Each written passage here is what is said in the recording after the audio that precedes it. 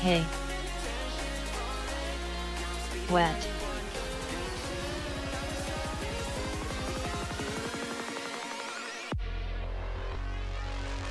Yo 90 crew.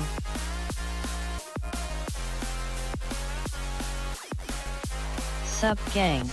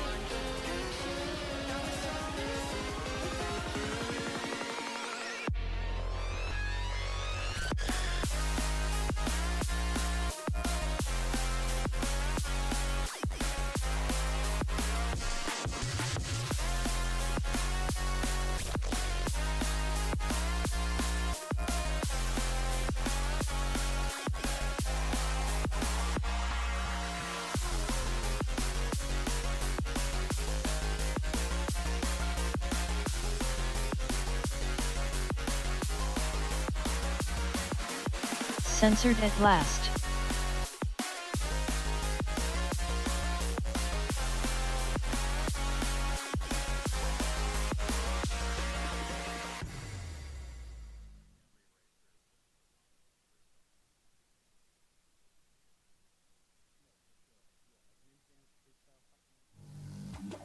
Hey guys, Tyrantt here.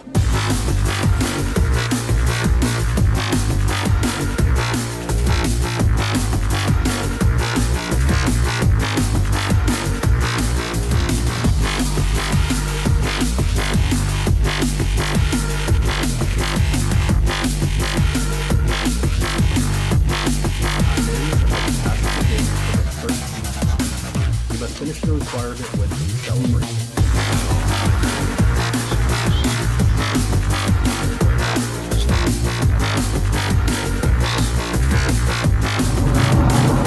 Oh no, I just got ran over.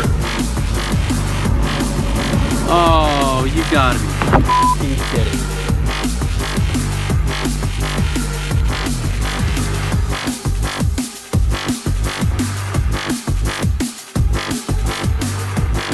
Hey, what is going on, everybody? Welcome back to the stream. Tonight, we have a special night for you. We have a special guest. Tyrantt is in the house with us. This is an episode of In the Loop, and if you're seeing this weird camera up here, no worries, you won't see it for too much longer. But we're just going to be hopping over into the Discord. We're going to be having a conversation with him tonight. If you've never seen these before, all of the normal little memes and things are going to be off tonight, so slaps will not be redeemed. Alerts are off, Robot Lady's off, music's off. We're just going to be hanging and banging, talking with our boy Tyrantt here. So, if you're not familiar with him, all of his links can be found down below. I believe it's only one, and all of his links are found through that link. So, easy enough. He made it nice and easy for you. I hope you guys enjoy the show. We will be getting to questions from you guys near the end. So, if you have some questions for him, you want to hang around, we'll jump to you guys at the end here, and we will ask your questions. All right, let's hop over there and see how the boys are doing. All right, let's hop over I'm talking there. already. Uh-oh, I can hear myself. All right, let's hop over talking already. Hello? Hello? Hello, hello? Hello, hello, hello, hello? Hello, hello, hello? Okay, there we go. Hello. Sorry. Hey, I have what's myself up? muted. All right, hello, we're here. It's okay. We have arrived. Okay, I'm all balanced out. All right, what's going on, buddy? How you doing, Tyrantt? Oh, I'm doing pretty good, man. Just a summer freestyle and trying to rip as much as I can, as often as I can. I feel you there. Well, first off, let me just say thank you from the both of us and Yes. from everybody in chat here tonight for taking the time to come hang out and chat with us a little bit. This has been, Thank you for having me. of course, this has been a long time coming. We have, I know we've talked about doing this for a while. I wanted to get you before the end of IGOW, but I missed you. And then I wanted to get you right after IGOW, but life just got away from me. So I'm glad we finally got you here. And thank you again for taking the time. Yeah, definitely. I've been looking forward to doing this, so Well, good. should be fun. Good. Yeah, he's been one of our longest people on the list of potential guests. For well over 2 years, I think, since Yeah, we it's started been- making it's the been a bit. list. It's Yeah, been a bit. yeah, it's good to have you on. I All think right, you were on the original list. can we start? I want to try something new with a guest. So you're going to be our guinea pig for this. I want you to tell me a couple things about yourself that you feel like are interesting things about yourself, but I do not want you to mention anything about FPV in the process. Is that doable? Yeah. Okay, good. Let's see. I've probably moved houses more times than any 5 people combined throughout my life. I think I lost count somewhere in the mid-20s. So, Yikes. holy Christ! Why all the Yep. moves? Dad was Army, so we're moving around. Parents Yeah. divorced, and then parents were getting married and moving around, and then it was just like there were some years where I'd probably move like twice in a year, and then there was other years where like 1 to 2 years would go by. Wow. So the house now that I'm living at now is like the longest I've ever lived in one place. Okay. So it's been great. Jesus. Is this your yeah. favorite place? Oh yeah, yeah. It's pretty good. Vancouver, it's right across the river from Portland, and it's really been trying to become the next Portland. Like there's like these billion-dollar waterfront projects going on, which I do plan on hitting up this summer. Really beautiful. They got this like floating bridge, I think I've or seen it. like dock. Yeah. And I did an IGOW 3 challenge with it, where like doing a power loop around it, and super cool. But yeah, it's really growing. It's looking very nice. I like it a lot, but man, Portland is just expensive to live in general. I can't imagine. Yeah. I assume with as many people going into that place, moving into that area, it's got to be going up higher, even more so. But that's cool. So you yourself, military as well, or kept it in the family? Yep. I have a lot of military members in my family. Dad was Army, Grandpa was Marines, and then Army, and then my dad told me, he's like, "You will not go Army. I can promise you that. I will not let you. You're going Air Force." I was like, you know what? I'm gonna listen to him on this one. I think he knows what he's talking about. Yeah. Yeah, I went Air Force, and I was trying to get an intelligence job because I had the scores for it. It sounded fun, exciting, and the wait for it was just too long. So eventually I was like, you know what? I'll do an open contract where they kind of pick your job for you. And so I went to boot camp and realized how big of a mistake that was when I finally heard how it really went, not what the recruiter told me. Yeah. But it turned out great. They made me an X-ray tech, which fortunately, translates to a job outside of the military. So Absolutely. Yeah. Very much I've so. been doing that. Currently working on becoming a CT tech. Ooh. So trying to study for all that, and then do all these like pro whooper events and plannings and organization and building websites.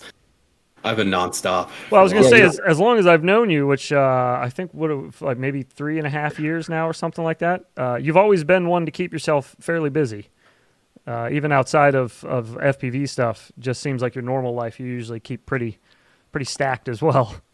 Yeah, I kind of have this like obsessive problem where it's like I find a hobby and I just go balls to the wall, like this is what I'm doing. I've never noticed that about you at all. It's kind of a shock, to be honest. I am appalled almost. Yeah, before FPV, I was playing Rocket League religiously. I think I dumped like 1,200 hours into Rocket League. I think we Oh, played yeah. Rocket League with you, didn't we? Yeah, we played a little Pretty bit. sure we played it like a Yeah, long time yeah. ago, like years ago. Yeah, it was a while ago. Yeah. It was like 4 or 5 years ago, I think. It's been a minute. That's crazy. And So then Rocket League was the big one beforehand, though? Oh yeah, That- Rocket that- League. Halo was a big one for me in the past too. My group and I back in Halo 2, we actually managed to, before they got rid of leaderboards because of, you know, it encouraged cheating. My group and I actually got to fourth in the world for 8v8 Damn. like clan matches. Jesus. So I used to be really good at video games once upon a time, but Yeah. man, I haven't touched them in a long time. That's a pretty consistent trend with most of the like really good pilots that we've talked to on In the Loops. Is all the really good pilots came from video games. Yeah, almost all of them have That's had a history of pretty video games. consistent. Yeah. Either working Another with them or consistent thing- playing a lot of them. Yep.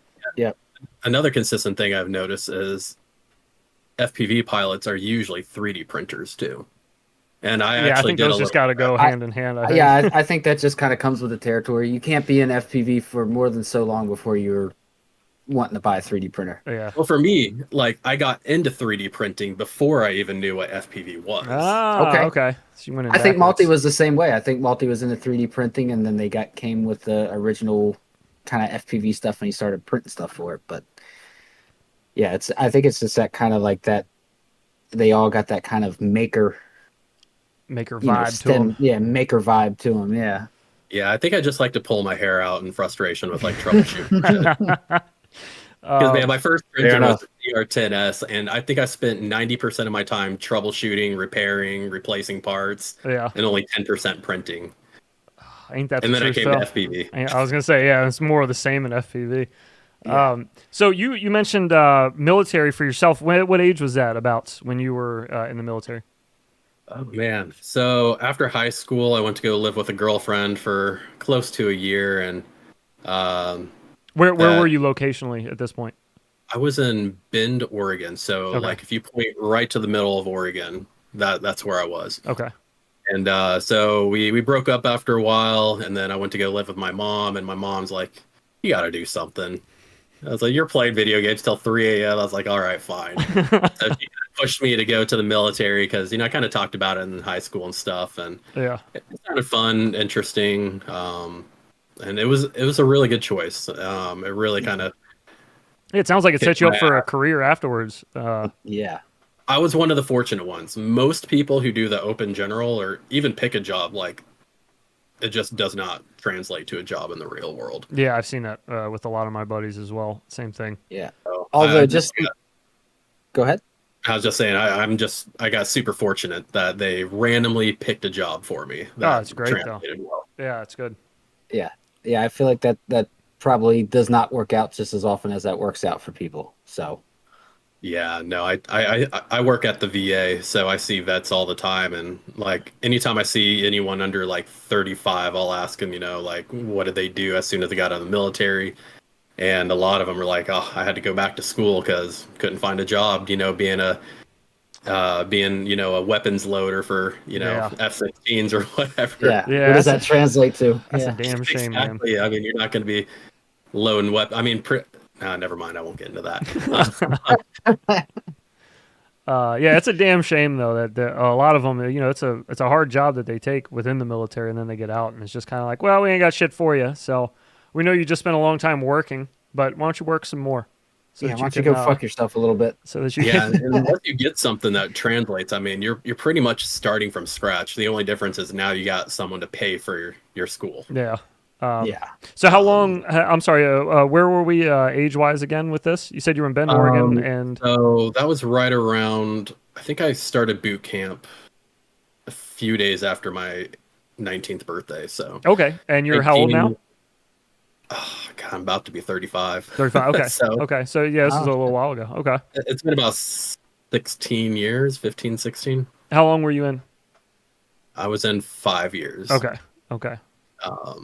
So I initially went in for 4, but I missed this deadline for my accreditation where before how it worked is once you finish school, you can immediately get your certification, which can get you the job on the outside. But I missed the deadline by a month or I graduated a month too late, and they made it where we had to get an associate's. So Oh. So you I do another year. didn't have my associates by the end of my 4 years, so I had to extend so Oh I could my finish my God. associates and then get my certification.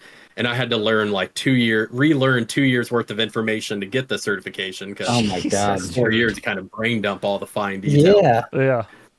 So yeah, after I got that, I got out of the military and then went to Mexico for close to a year while my wife was finishing up her bachelor's in architecture. Okay, well, hang on. And then So we skipped a section, I think a chapter maybe. I missed a cliff note.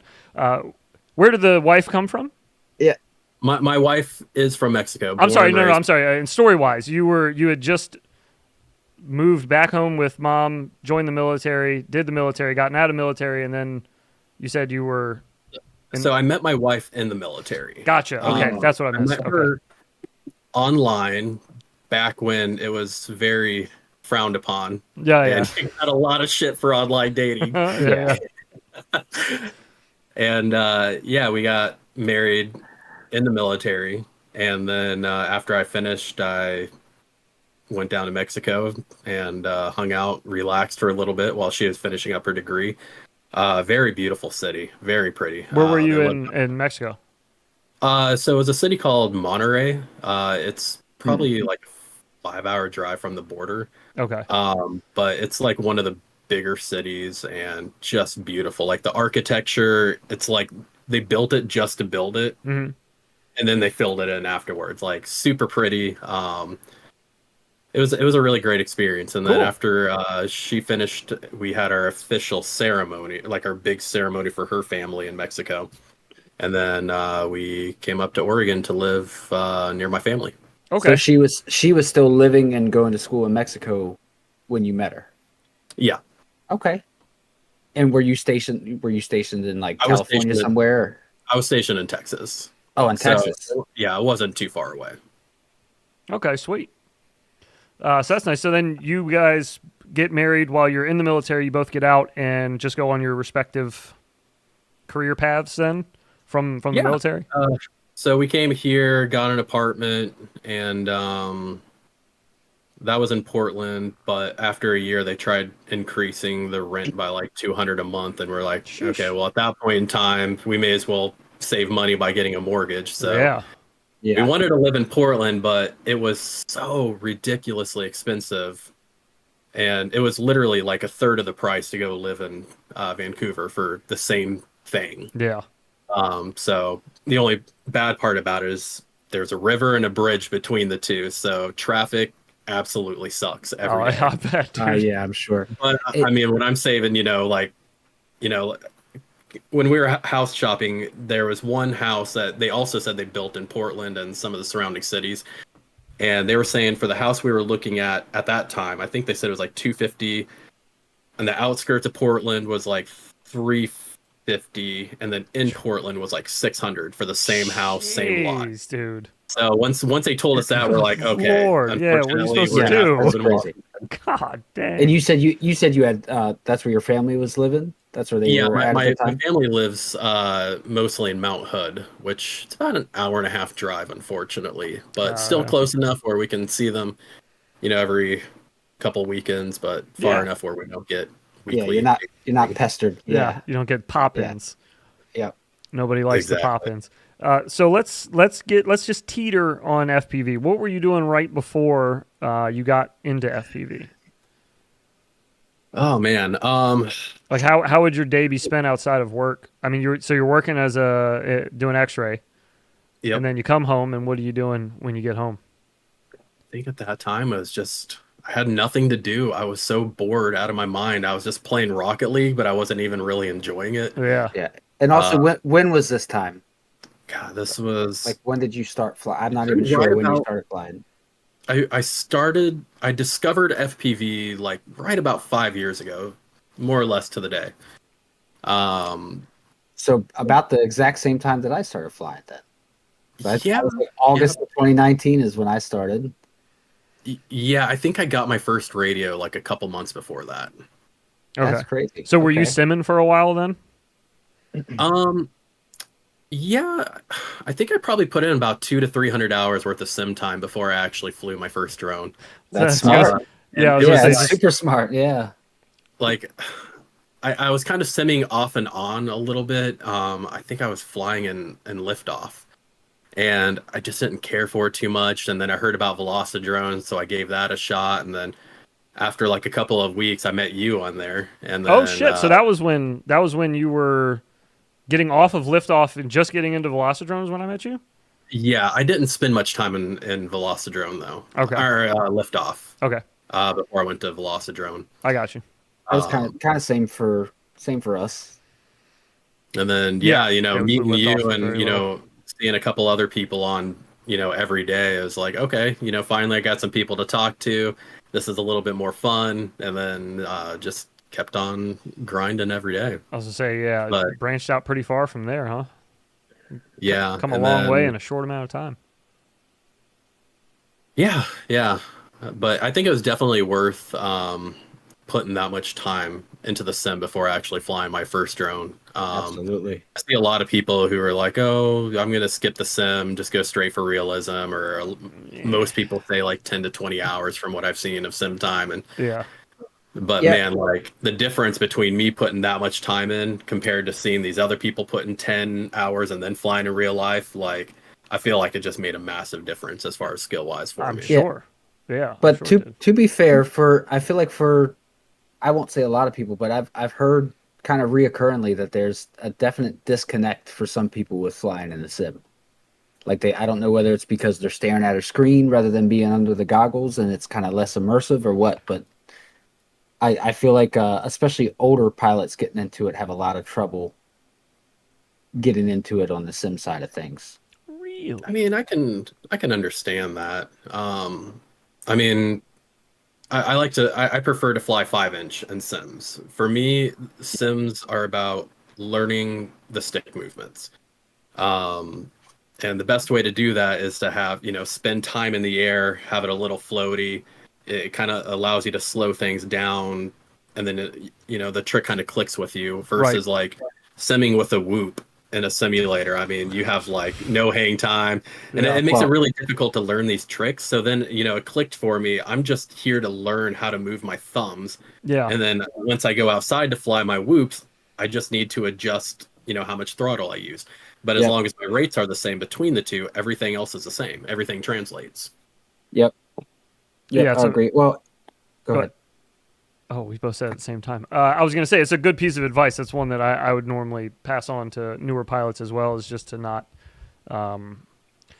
sleep on sim time. Sim time is super important, and it goes a lot further than you'd think. And you're a prime example of that, putting in as much time as you did. And then once you got into an actual drone, the translation is there. It's just, you know, you got to find those, like you were saying, you have to make those little adjustments here and there. But for the most part, you get like a general idea in the sim compared to real life. But no, it's a good bit of info to give. Yep. Well, we screwed the pooch, and we've already started talking about FPV, so I guess we can fucking dive into this. We're all obsessed with this shit. I want to know how did you even hear about FPV in the first place? Like how did you even, you know, it's such a niche thing. It's like if you don't know somebody in it, it's hard to even hear about it. It was kind of just by luck at the time. You know, like I said, I was kind of into Rocket League, but I was also really into Game of Thrones. And Okay. I just like with Rocket League, I was obsessing over Game of Thrones, and I was at work and there was downtime. I'm working by myself, so I'm on YouTube and I'm searching for like every theory of how Game of Thrones is going to end, and just to kind of to see how people are like puzzle piecing everything together, like Yeah. oh this and this and this, and some of them were actually like spot on. There were some really good theories that were correct, and They were all the disappointed. worst theory that I saw was probably better than the actual ending of Game of Thrones. Yeah, I'll drink to that. And then, you know, in the middle of doing all that, I just saw this video pop up, and it's like the reverse wall ride. I'm like, Ooh, Johnny. Oh, yeah. Yeah, so I Johnny. click on it, and it's just like, Yeah. okay, I think this is one of those like drones that I keep hearing about. And then I just see the dude just shoot up the side of the building and flip backwards, and I'm just like, oh, I'm doing that. It doesn't even look real. Yeah. No, it didn't. It was just so amazing and beautiful, and it's just That's the Johnny FPV edit, right? The to be reverse honest, I wall don't ride. even know who. Yeah, it's Let's gotta see, I got be. Type in Johnny FPV reverse wall ride. You might find it. A very popular video though. Yeah, Johnny FPV. Yeah, classic, Yeah. dude. That's such a good one. I feel Yeah, like that video got so many people of that era. That was like sure. like how we've talked to several people that said that Aviation's video got them. Like that was the video that got a his lot like of 10 people million in short or our whatever era. it was. Yeah. Tons of people heard about it from Yep. that. Yep. Yeah, that was awesome. Okay, yeah, so I've known people who aviation got into. Oh, you do? Yeah, like even recently. God, I can't remember names. I feel you on that.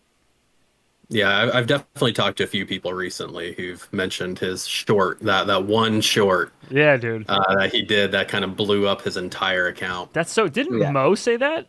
Didn't Mo Yep. say that he had seen that one too? Yep. Yeah, he did say That's- that. I saw that when I was checking out his In the Loops last night, but Okay. I've had other people say it to me as well. Yeah. Yeah, that was amazing how far that one short reached and how many people. I can't imagine how many people he pulled into FPV with that. Yeah. That was huge. I think the last I checked, he had like 180,000 subscribers. So I mean, even if 1% of them Yeah. joined, I mean that's still a massive, huge. massive Oh, yeah. amount of people. Yeah, absolutely. If only he was flying a whoop. Damn. Yeah, seriously. They all got in with Yeah. 5-inch quads. I think if he did what he did with a whoop, I don't think it would have turned out. No, yeah, you're right. I mean, if it Yeah, wasn't it's HD so niche, yeah. and the quality is so low that people, I don't know, they're just not interested. Like Yeah. people want that HD. They want to see big air, lot of power. Yeah, I just don't see Whoop videos performing the same as big 5-inch HD videos. It's kind of showed that in like across the board with FPV stuff, like unless it's something spectacular, like something that really just kind of hits in that certain way, like general FPV videos don't grab people that aren't into FPV, unfortunately. Yeah. Yeah. Well, it happens though. Yeah, you know, We do what it's we can for do. us. Yeah, exactly. It's for us. It's just for us. I love it though. I love the freedom that Whoops provide. I mean, yeah, 5-inch is fun. I do have one. I'm going to try to fly it more during this boot camp that's about to start up. So I'm going to get back into doing some 5-inch stuff this summer. But just the convenience of Whoops, being able to fly when you want, where you want. Yeah, with very little disturbing the public. Yeah, very little pushback from people. Oh yeah, and people are more curious than anything else. Like I was like when I first started kind of venturing outside of my yard, I was really afraid of all these Karens that I keep hearing about. Yeah. Oh yeah. I haven't encountered one yet. No, Everyone's not just with a super whoop. curious. Not with a whoop. I don't think you would. Even still, I've told people this before. If you have somebody on your ass while you're flying a whoop, there's nothing that makes them feel dumber than when you fly in and land and they see it's just like a flimsy plastic toy. You're like, this is what you're crying about. You're crying over this. Or just fly in and face punch yourself. Yeah. Oh God, I died. Usually what I do is I'll be like, look, it's harmless. I'll stick my finger in the prop. See? Yeah. Nothing. Yeah. Not even a scrape. Yeah, you'll be fine. Did you ever see Skittles when he was flying at the mall? And Oh, that was fantastic. The woman walks up to him and she's like, "You need to stop doing that." And he's like, "Yeah, okay." And he like, Dude, I just saw that yesterday, I think. And he's like, I'm bringing it into land now, and he's like power looping shit in the he's middle of the doing fucking tricks. wall. And he's like orbiting himself. He's like, yeah, I'm gonna land right now. And Yeah, the best, dude, that cracked me up when he was like, "Oh yeah, I'm bringing it in," and then just like fucking split S's. yeah. Well, the best part is when she's giving him all that shit, and then the other guy with his daughter walks up and is like, "What is that? That's so cool." See it through the goggles, and she just like, "Yeah, that's the correct reaction." Yeah, you I think really at one get. point she's like, Yeah. do you want me to call security? He's like, yeah. Yeah. Yep. Yeah. I guess you're gonna have to. So dumb. But yeah, it's. I think if anything, you would deal with people like that, and those are people that you can't make those people happy anyways. So it's not worth They're your gonna time. find something to bitch about. Exactly. Yeah. Yeah.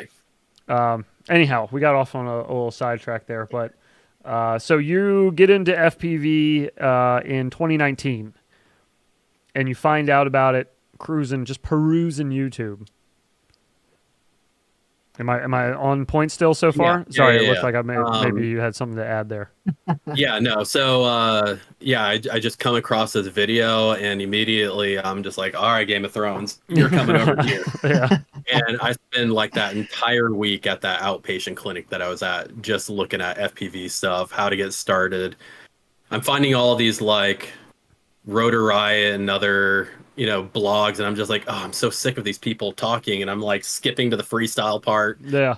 Um, yeah, I learned very quickly that I do not care for the blogging type Yeah. Well, videos, it's a balance. I'm not usually one to care for those either, but for some reason they do better. I don't know why. people just like to see faces. Yeah. They like to Yeah. see who's flying. From what I've seen over the last several years, the people who show their face or are reviewers are generally the people that have a huge following. Oh yeah. Usually, yeah. I mean, you look at someone like Opaloom, who only has like 8,000 subscribers, but he is what I consider like the best freestyle pilot ever. Absolutely. And then you look at some of these very well-known bloggers who have like half the skill, but they have like, I don't know, 5 times the following, and it's just Yeah. like, okay, so that's what it is. People just like to see the face of the pilot. Yeah. Yeah. I think see the personality. Yeah, personality. You got to actually have one. I think that's maybe the problem with some of them. But no, yeah, he's definitely got the skill for it. He needs to put his face on cam, and then he is unstoppable. He's so good. He's so damn good. He It's is good. ridiculous. I think I like Austin more though, if I'm being honest. I think Austin takes more risks. Austin inspired. Yeah. No, he's really cool too. I've been checking his stuff out lately. That dude's on Instagram. gnarly, man. I don't even know if I've ever watched him. I see him a lot on Facebook. He posts a lot of his I'll stuff have on to check Facebook. him out. He's gnarly. Like he's not so much like how'd you say his name? How do you actually say his name? Opaloom. Oplume? Opaloom. God damn it, I hate that. We Okay. kind of figured this out during a live GOW or an IGOW live stream. Okay. Oplume. Opaloom. He's very technical. I think what I like about Austin is that he's just like a sender. He just like, oh, there's a 30-foot ladder gap dive. I'm going for it, and he just fucking sends it. I love seeing stuff like that. What's his name? Is it just Austin FPV? I think it's on Facebook. It's Austin, and his last name starts with an A too. I don't remember, but I think his pilot name's Austin Inspired or something like that. I don't know. Anyways, Okay. moving right along. So where were we? Dang it. 2019. 2019, getting into got the fine, FPV. started watching all the videos.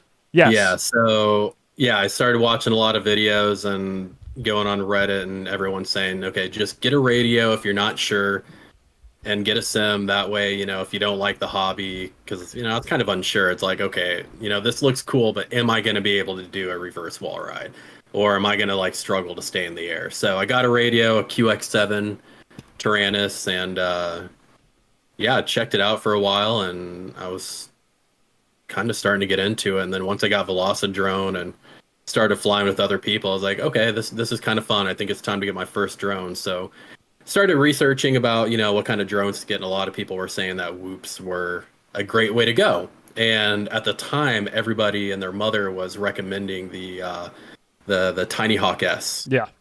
And so I was like, okay, great. So I got it. And, I'm trying to fly it, but I just cannot fly it like I could fly a Velocidrone. Yeah. Like all I could do was just pretty much orbits, maybe a roll, maybe a flip.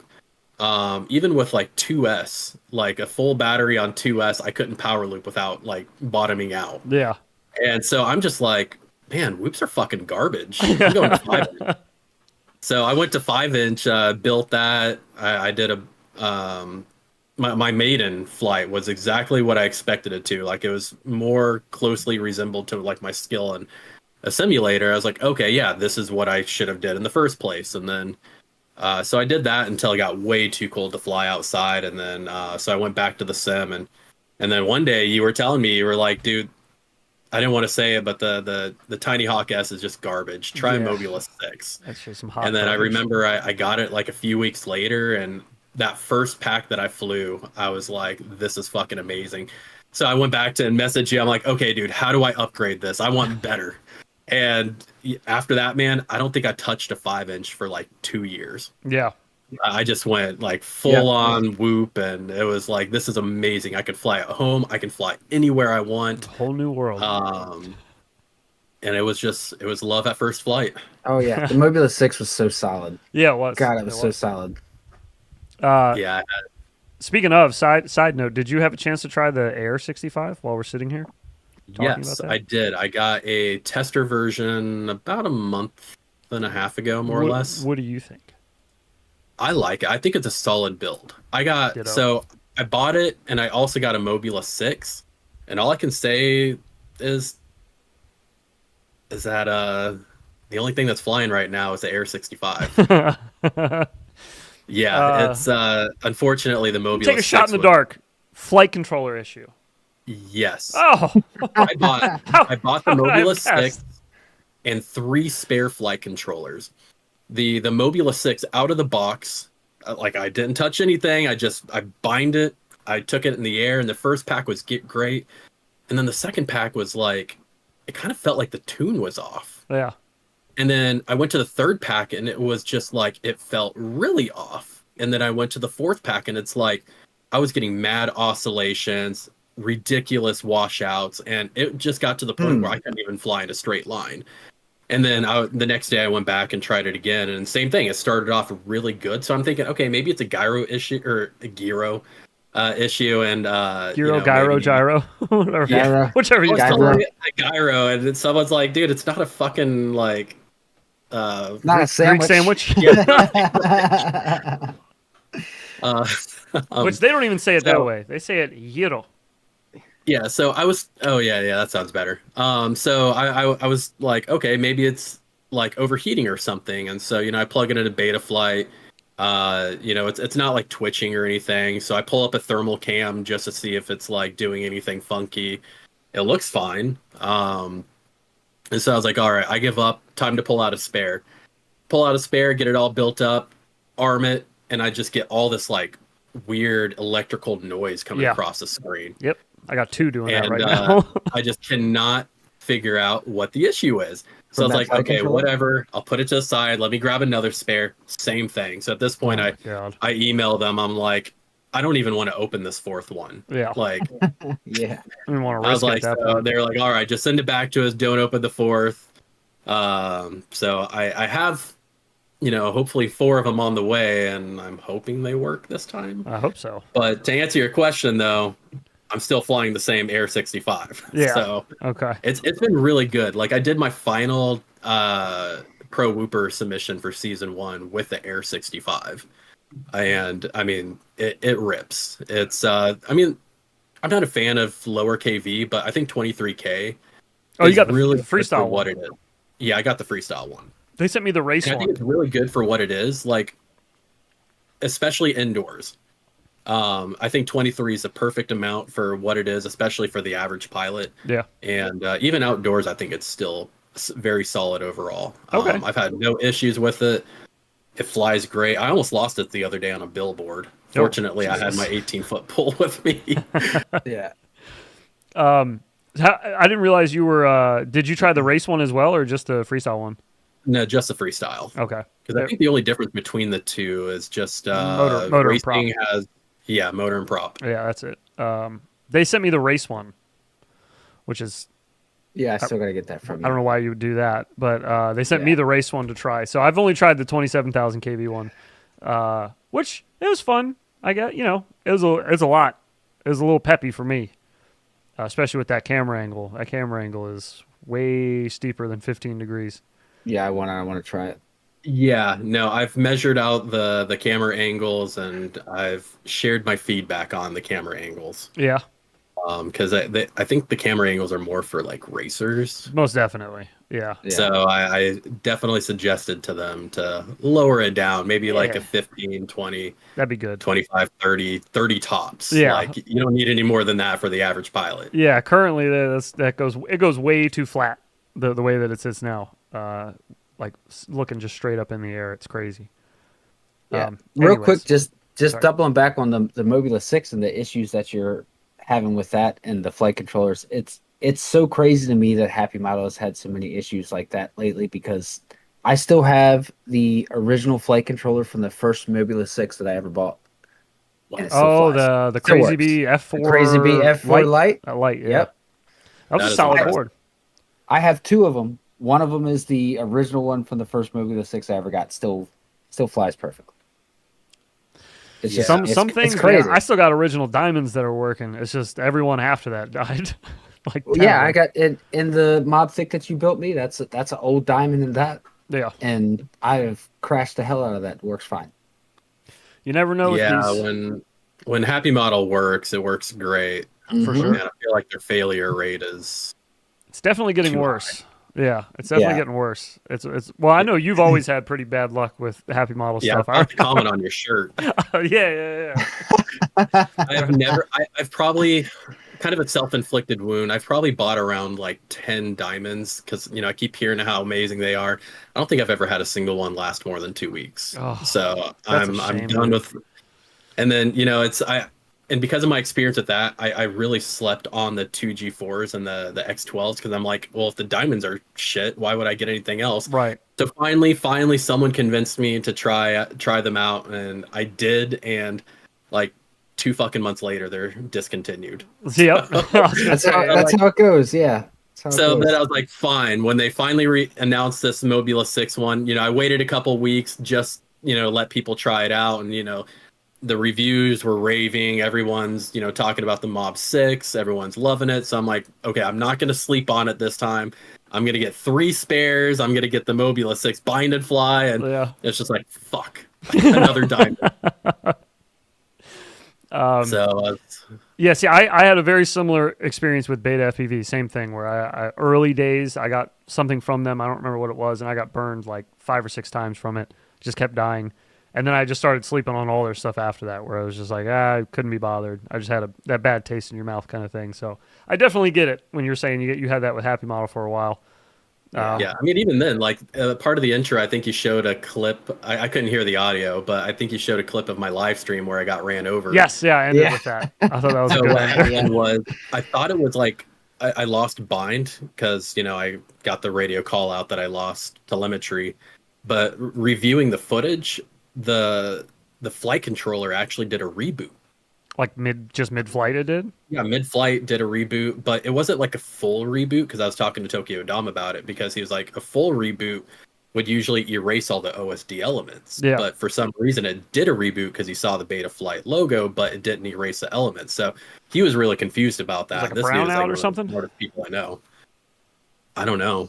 I've But- never seen a flight controller do a brownout before, but that's kind of what it sounds like. Yeah. It's like where it doesn't lose all power, but it loses enough to not It display. might have because I was like just starting to do a power loop. Yeah. And then it cut, fell into the road, and perfectly positioned for me I to walk. know, the car. dude. I know. I was watching it when I was editing the intro, and I was like, "Oh my god!" You Oh, just I was so see death coming for you. Yeah, you can just watch it happening. Yeah, That's yeah. not the first time you've been run over.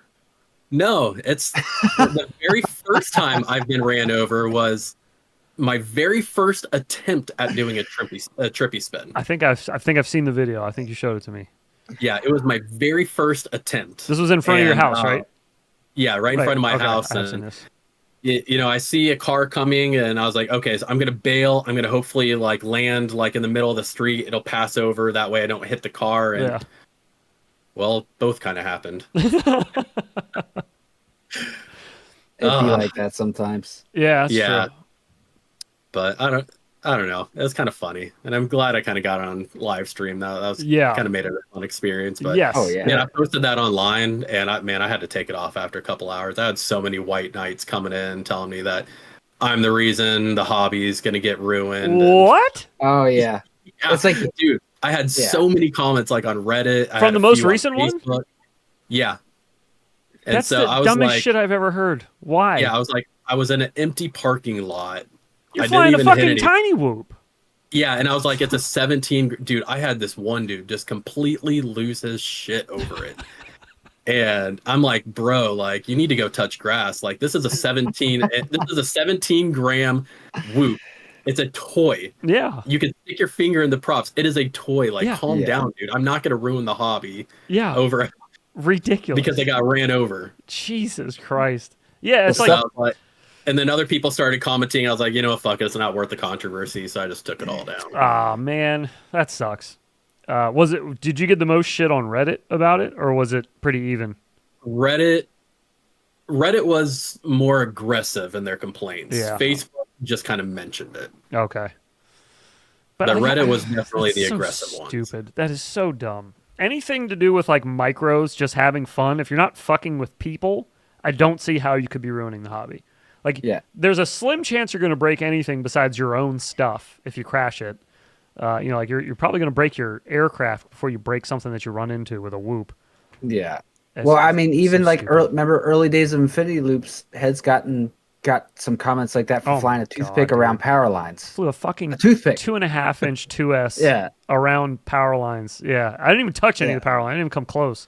No. But I definitely had people in the comment section of the YouTube video talking shit, complaining about me ruining the I hobby. live stream around the power tower that I did.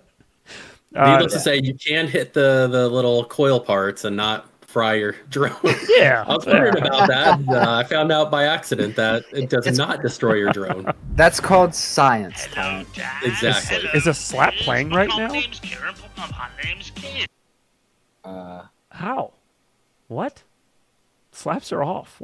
What the fuck? Yeah, I'm sorry. Go ahead. You guys keep talking. I'm resolving. Sorry. Yeah, no, I don't know. I've been trying to get out more and do these live streams, and Yeah, I saw on your channel you've been doing a lot of live flying. That's awesome. yeah, I mean the main purpose behind it was to kind of help promote my thing, but I've just it's the most fun I've been having over the last like couple of years. Like I've been nonstop since the beginning of IGOW 4. Going from that to immediately creating my pro whooper competition, and once that wrapped up, now I'm doing this freestyle boot camp, and it's been a stressful couple of years. I mean, it's been worth it. Yeah. I've been trying to give back to the community however I can, and that's what I'm doing with my pro whooper series. But yeah, it's so like the purpose was to promote, but dude, I just had so much fun with it that it's like, okay, rather than doing like once a week, let's just try to do as often as I can. And I'm like trying to go to different places every time to keep it fresh, rather than just no one wants to see my driveway, Yeah, 5 times yeah. in a row. Oh no, I Oh, feel yeah. I feel you. It's been I'm great, very, like, very guilty of getting- that myself.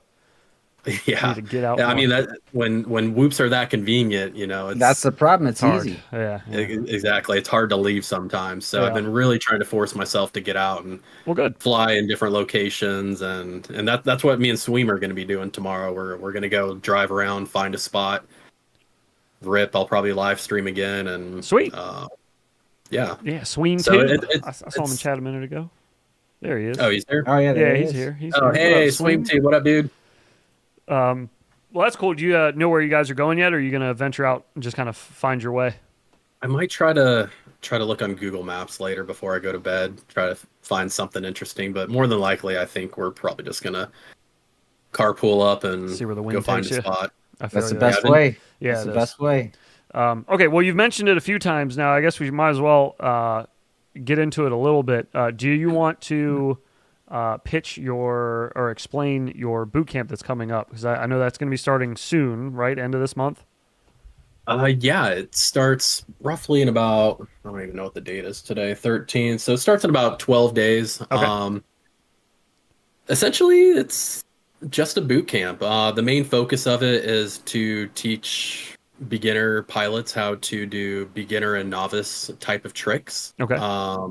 It's a 101 course, so eventually we'll have a 201 that kind of focuses on intermediate, and maybe a 301 for like the top advanced and master tricks. So the 101 is dedicated to teaching pilots beginner and novice tricks, as well as helping maybe some intermediate pilots refine some of the tricks that they already know. 'Cause, Sure. a lot of times, like you, I'm just like you, man. Left turns Yeah. only. Yeah. So the great thing about these type of structured courses is that it can force you to do things you normally wouldn't do. Yes. Like turning right Absolutely. or rolling right, Right. you know, flipping. Yeah, in doing a, you know, in very both directions. Yeah. Exactly. So it's going to be a 10-week course, and we have around $4,700 worth of prizes and Wow. giveaways, Okay. with Cool. the vast majority of it being giveaways. Um, we will have some like top leaderboard prizes, but it's I'm designing it in a way where the top pilots aren't going to be the ones to win these leaderboard prizes. Okay. So, you know, How are you going about doing that? Is there secret so sauce you can I'm still share? kind of working out the fine details, but I think what I want to do is try to like do the judging criteria in a way that kind of looks for the pilots who have shown improvement or who've maybe flew in an interesting area, or for pilots who did something interesting in an interesting spot. Like, rather than focus on like, oh, who has the best rip, Solely regardless skill, of, right?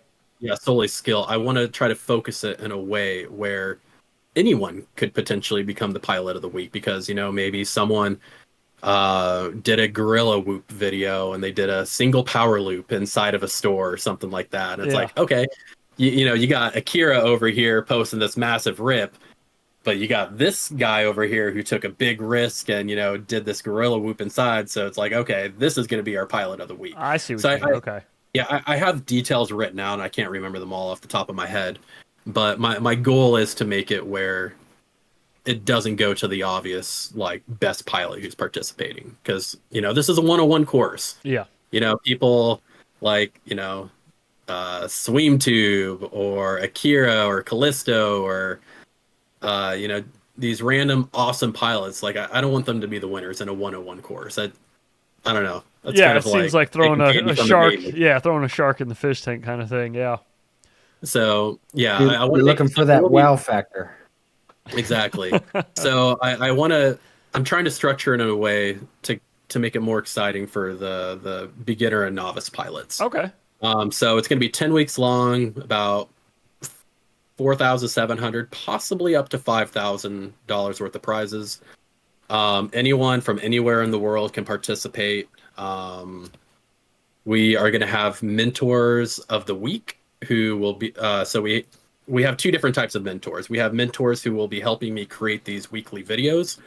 I think the first person up will be Blasta, who will do a video explanation, trick tutorial, maybe show off some sim tutorials, and then go out and get some like footage flying his whatever he wants to fly. Because this is going to be open to all drone types. So whether you're flying a Whoop or a 5-inch, everyone can participate. Okay, cool. It's going to be focused on being an outdoor event. So I don't really see the need to restrict it to only Whoop pilots. Sure. And interestingly enough, with my registrations, about, I think, 33% of pilots say that they're going to fly a 5-inch. No shit. Good. So there's a lot of 5-inch interest out there as well. Yeah, good. That's cool. Yeah. So How long do you figure this one's gonna run?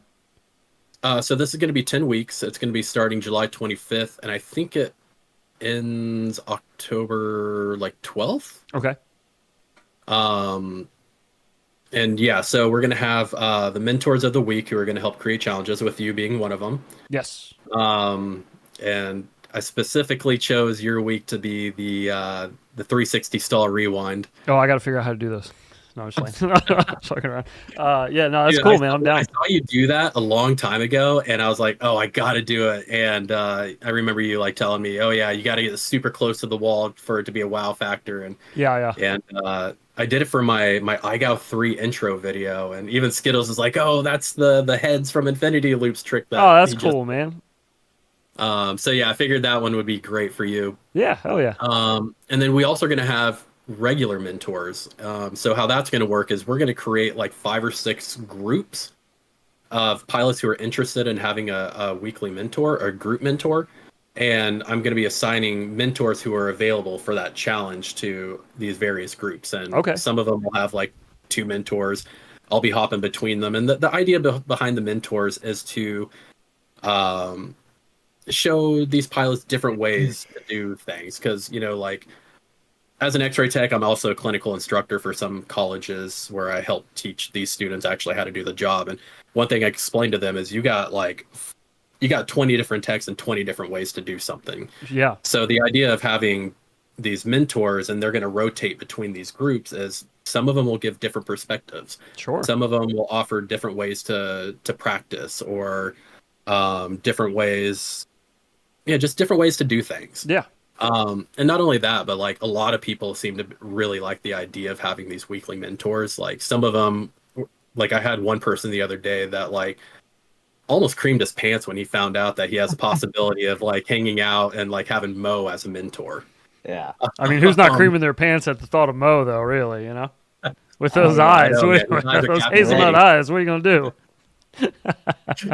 So it's No. like, so, I think it's great to have, these like really like some of the best whoop freestyle pilots in the world helping out and mentor because I believe it kind of helps motivate these pilots to not only learn how to fly, but to continue flying because they have this like kind of personal connection with, some of these big guys. Like they're not just getting like whatever advice from like a blind leading a blind, asking yeah. their novice pilot how to do a novice trick. And, Yeah, right. so No, that's cool. That's a really cool. It's kind of like a community outreach sort of thing, like taking some of the more experienced people and putting them with the ones that are looking to get started or just, starting to learn stuff. Yep. No, it's a really smart idea. That's a really good It idea. is. That's a lot of moving parts. It is. But it Yeah. kind of sounds highlights challenging. one of the things that I've always said is really cool about this hobby is that there's really no separation between the top of the hobby and the people just getting into it. Yeah, no. You know, like exactly. what other sport or hobby or whatever could you like? You can't start playing basketball and then go, get one-on-one coaching from LeBron James. Like, Right, yeah, exactly. This doesn't happen in really any other kind of thing like this. Yeah, Exactly. yeah. You're not out there learning how to drive with Tiger Woods or anything. It's Yeah. So I think, in theory, I think this is a kind of going to be a cool idea. There's a lot of interest behind it, and people can like submit their videos to their mentors and have them like kind of give like feedback based on that I see removes that a lot of you're pressure.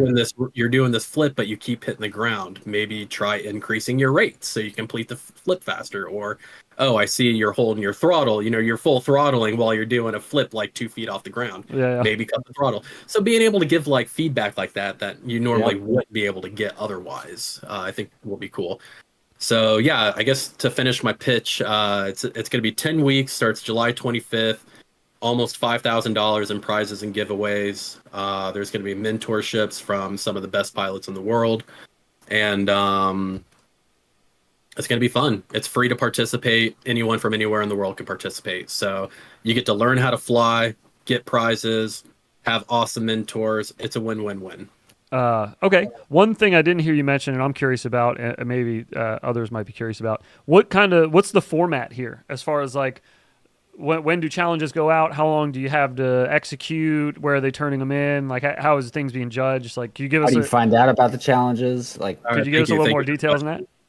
Yeah, so we're going to be releasing weekly videos, and it's going to be every Thursday, unless you have early access by being a Patreon member. Okay.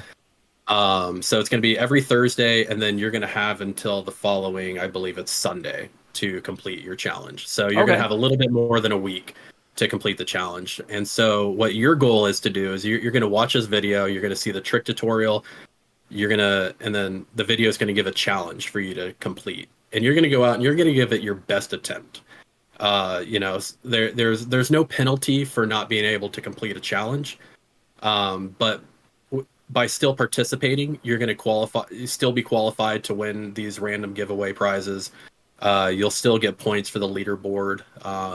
So my goal is to not heavily penalize people for not being able to perform.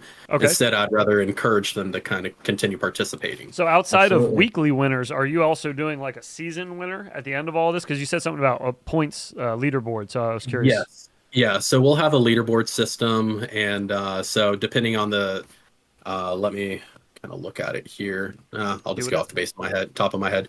So it's like you'll get 100 points for completing the challenge. we'll have a bonus challenge as well, which will also have a prize as well. So I'll have all the mentors who will by default become judges, and then they'll kind of review video, like top 10 videos, and they'll pick their favorite, most improved, most interesting, best use of environment, yada yada. So the winners of that will kind of get extra points for participation. And even if you can't complete the challenge, depending on how close you are to completing the challenge, you might get more points for being very close, but maybe you just barely tapped something at the end that caused a crash. Or so yeah, at the very end of the season there will be a leaderboard prize. There will also be kind of like I call it a grand participation prize. The more you participate, the more of like raffle tickets you get. And at the end we'll do like one big raffle. So someone who participates for all 10 challenges will have 10 raffle tickets, which versus someone who only did once will have one ticket. So that other person will be rewarded with a higher chance of winning, a $200, $300, $400 prize. Yeah. Okay. That's bitching. Also, real quick to circle back, you said videos will be dropping every week, I believe. Are they going to be on Thursdays, your right? YouTube channel, just on so the website, or? Yeah, I'm going to release them on both my website and on YouTube. So I'll release a video on YouTube for people to check out, but I'm going to write out all the details, have everything nice and organized on the website as well. So I know you will. I know you will. You are one organized motherfucker. Yeah, and just to circle way back, I wanted to say earlier, the intelligence division of the military missed out. Because if they would have gotten your level of detail... Your mic's cutting Oh, out, man. Bubba. Oh, mine is? Yeah. Do you have it open? Yeah, it's open. Yeah, I don't know. Is it cutting out for you too, Tyrantt? Yeah, it did a little words? bit. Okay. Oh, yeah. Is it still doing it, or is it okay? Sounds good. Okay. What were we saying? Intelligence missed No, out? I was saying intelligence. The military intelligence missed out on getting Tyrantt.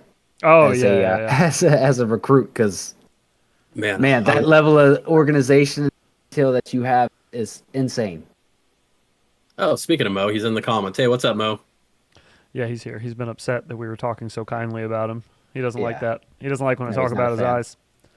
No, they're beautiful. I mean, just look at the video I did. So I made a mentor page on my website for all of the people who are doing the group mentors every week, so people can kind of get to know their mentor that they're going to be working with. Mhm. And yeah, Mo, he just looks into your soul with his eyes in the picture. He really does. Oh, jeez, Mo. Mo's a great guy. He was a lot of fun. We hung out with him in New York. That was a lot of fun. Yes. So I talk to him pretty often. He's a really chill dude. Has a lot of fantastic like freestyle videos, and he flies a lot of like small toothpicks, and it's kind of like I feel like it's a niche side of a niche part of the hobby. he's got a The bit of micro a world? Nick Yeah. Burns to him, flying like the little 2-inch toothpicks all the time. That was like a big Nick Burns thing.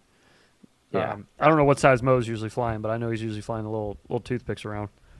But yeah, Mo's a good dude. I like Mo. He's all Yeah, right. definitely. He's all right. But yeah, so damn, I already forgot what I was gonna say. That's okay. So this is all starting on the 25th, you said? Of this 25th, month. yes. Okay. And if people want to Yeah. sign up, they go to prowhooper.com. Prowhooper.com. Okay, and that link I left down below. If anybody's interested, it's in the description down below. You can find all of Tyrantt's other links through that website. So if you're interested in any of his socials or any of that, he's also on YouTube. Anyway, sorry, that was just a little aside there.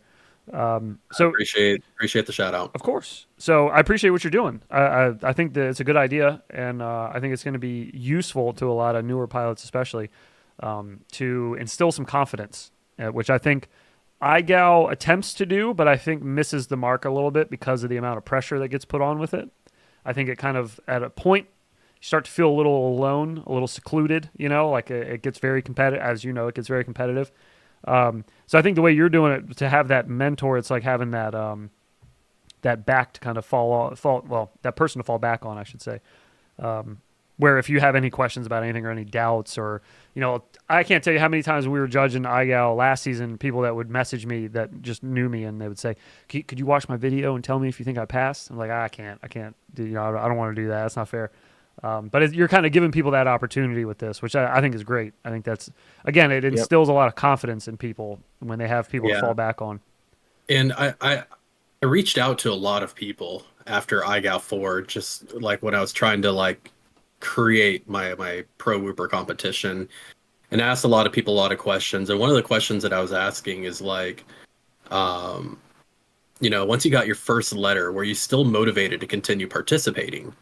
And a lot of them were like, no. Once they got their first letter, a lot of the people that I talked to, because they feel like, okay, this is the start of where I'm going to get letters every week. I'm going to be breaking shit for no reason. That's a great question to ask people. Yeah, it is. And interesting. And also, like a lot of them were kind of started losing motivation, if they couldn't participate in a week, because a lot of people don't have all these spares. Yeah. So it's like they miss a week because they're waiting for parts to ship to them. And then it can be really stressful. Like even for top pilots, it's like nothing's working, and then you're super afraid you're going to get penalized because you can't get anything in the air. And so when I kind of designed this whole thing, like I had this goal to try to make it casual in a sense, where you don't get heavily penalized for not being able to perform, or because you have to miss a week because you got life popping up. You got shit to do in your life, or you break parts, and unfortunately, your budget only allows you to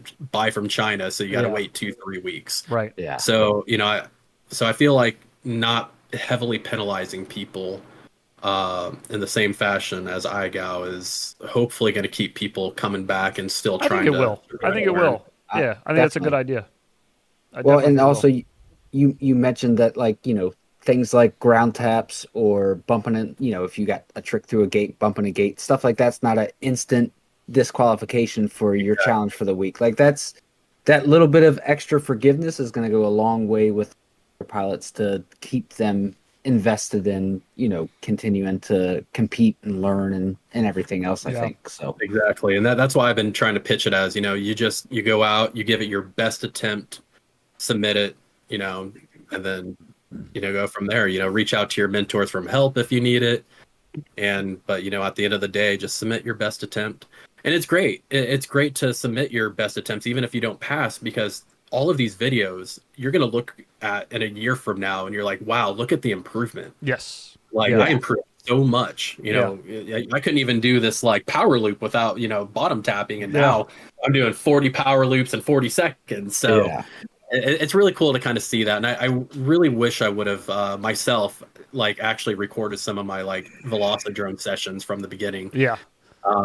Because my very first videos are like me kind of ripping already. So right. I don't really have too much of a like before and after to really compare to. Yeah, no, that's a really good idea for people to document as much of it as they can from the early days. Just start a YouTube channel, put everything unlisted. You don't have to share it with anybody. Seeing that growth is important. It is, yeah. And a lot of people, they don't want to because I feel like they're embarrassed because they couldn't do it. Yeah. But it's like once you actually do improve and you look back, you're really thankful that you did actually post it. For sure. Because now it's like, you're showing off to your friends like, oh yeah, if you get into flying, like this is me last year, this is me now. Like look at how much of an improvement. Like this could be you a year from now. Yeah. So I think it's a great idea for everybody to post their videos, even if they don't like them. No, I'd agree with that for sure. I wanted to jump back. You were talking about bad habits that form in FPV when you're just learning to fly in general, and trying to break those. Are there, besides left turns only, are there any other bad habits that you developed that you had to break, or that you are currently still find yourself doing that you need to break, or anything like that? Like repetitive tricks you find yourself just defaulting to, stuff like that. Yeah, repetitive tricks that. I mean, when you're in the heat of the moment, sometimes you kind of like naturally gravitate to some of the fundamental tricks. And like, I'm so focused on not doing fundamental tricks that I forget to actually do them. I had a live stream the other day where it's like, wow, I don't think I've done a single power loop over the last hour. Let's do this basic power loop really quick. Yeah. So I think I've kind of like overcompensated, and now it's just like I'm doing too many like advanced tricks and not enough, regular ones. And that people want to see that too. They like to see, regular tricks. So For sure. yeah, repetitiveness. I try to do my best to like cycle through categories. It's like, okay, I did a power loop. Let's do a Maverick type loop. Let's do a split S type of move. Now let's do a wall tap. So, and then like I try to think of those categories because I have this like big Trictionary. If you guys haven't seen I've seen where it. Yeah, on your website. Oh yeah. I have 92 tricks, but I categorize them by all of their, well, not only by difficulty, but also by their initial motions. So anything where you start off with that basic power loop motion where, you kind of go back and up, like I got all those tricks like into one. So it's like when I think of like, okay, now I need to do a power loop, I'm like trying to think within that category of like, okay, what type of power loop haven't I done? Yeah. So that's how I try to mentally try to reduce the repetitiveness, but it still happens every now and then. Oh, of course. Yeah. Let's see, what else do I do? I've been working on my flow. IGOW definitely does not help with flow. No. It's a very technical type of competition. So Yeah. That's a Simon Says. yeah, that's exactly what it is. So I've really been trying to work on my flow, and I'm trying to like give myself mental reminders whenever I'm ripping. It's like, okay, I've done 3 tricks on this obstacle. Let's move on to something else and do a juicy flick along the way to kind of help close that gap. Yeah. Yeah. Fill in the dead air kind of thing. Exactly. Best advice I can give you on flow is turn that brain off. Yeah. Stop True. thinking about it. Honestly, you're right. Yeah. Yeah. You are right. Sometimes Don't think about it. Put on some music and just fly. And that's why I've been really enjoying these live streams that I've been doing, because it's Yeah. like it's the most fun that I've had in a while, because I'm going into it with I have nothing on the agenda Yeah. except to just fly, have fun. I'm not trying to get video for for IGOW. I'm not trying to get a video for my pro whooper competition where you got to, memorize a bunch of stuff you got to do. It's like, so it's just being able to go out there, rip whatever you see around you. It's just been so nice. So being able to turn your brain off and just do what comes to you is Real Yep. freestyle. so relieving. Actual freestyle. Yep. Free the, thinking the, freestyle. the reason we got into this in the first place, Yeah, man. Exactly. But sometimes you forget you're so busy, or you got an objective to complete, and So I sometimes actually, you forget to have fun. I have a question for you that I don't think I don't think I've ever asked you. I don't think I know the answer to it. I'm surprised I haven't. But where did your pilot name come from? Where does the name Tyrantt come from? So I wish I would have grabbed it ahead of time. I played a lot of Yu-Gi-Oh back in the day, a card game. My buddy, Yep. my best friend, started playing it, and he gave me a deck to try out, and we started playing Yu-Gi-Oh all the time. And one of my favorite cards was called Tyrant Dragon. Okay. So fast forward a few years, I finally get my first Xbox. I'm hooking up Xbox Live, and I just cannot think of a name. And I'm very indecisive, man. That's why I still use my profile picture as my logo, because I like, if there's something that I have to like commit to, I need to make sure that it's perfect before I commit to it. And I couldn't think of anything for a gamer tag. I think the first idea that came to my mind was like Spartan 117, but of course that's going to be taken. Of course. And so I was like, okay, well, what about Tyrant Dragon? And I was like, dragon sounds dumb. So I type in Tyrant, and it's taken. And so I was like, I refuse to put numbers after my name. Like, that's just so fucking lame. So I was like, you know what? Why don't I add an extra T? And I clicked that extra T, and I was like, it doesn't look that bad. It doesn't look off. Yeah. So I was like, fuck it, let's go with it. And that was about 20 years ago, and I've used it for everything ever since then. That's awesome. There you go. Yeah. Very, very similar origin stories for a lot of pilots that I know. That's funny. Yeah. Yeah. Sorry. But it sucks, though, because you can't find my YouTube if you try, because it keeps like every time you and you mentioned this to me, a couple of years ago, and it's like you go on YouTube, you type in Tyrant, and it's like, oh, did you mean Tyrant with one T?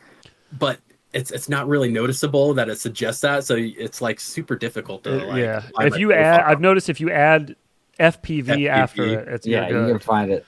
But yeah, that seems to be the case with a lot of people's like pilot names. Though, if you just search by pilot name without the FPV, it's usually pretty hard One to I've find been people. struggling with is Akira. Even if you add FPV after Akira, I cannot find them. Even if you type Akira FPV IGOW, Yeah. for his IGOW submissions, like you got like Aviation, Callisto popping up, Really? but no Akira. That's funny. So it's like I have to actually go to my subscription list in order to like find his YouTube channel. Yeah.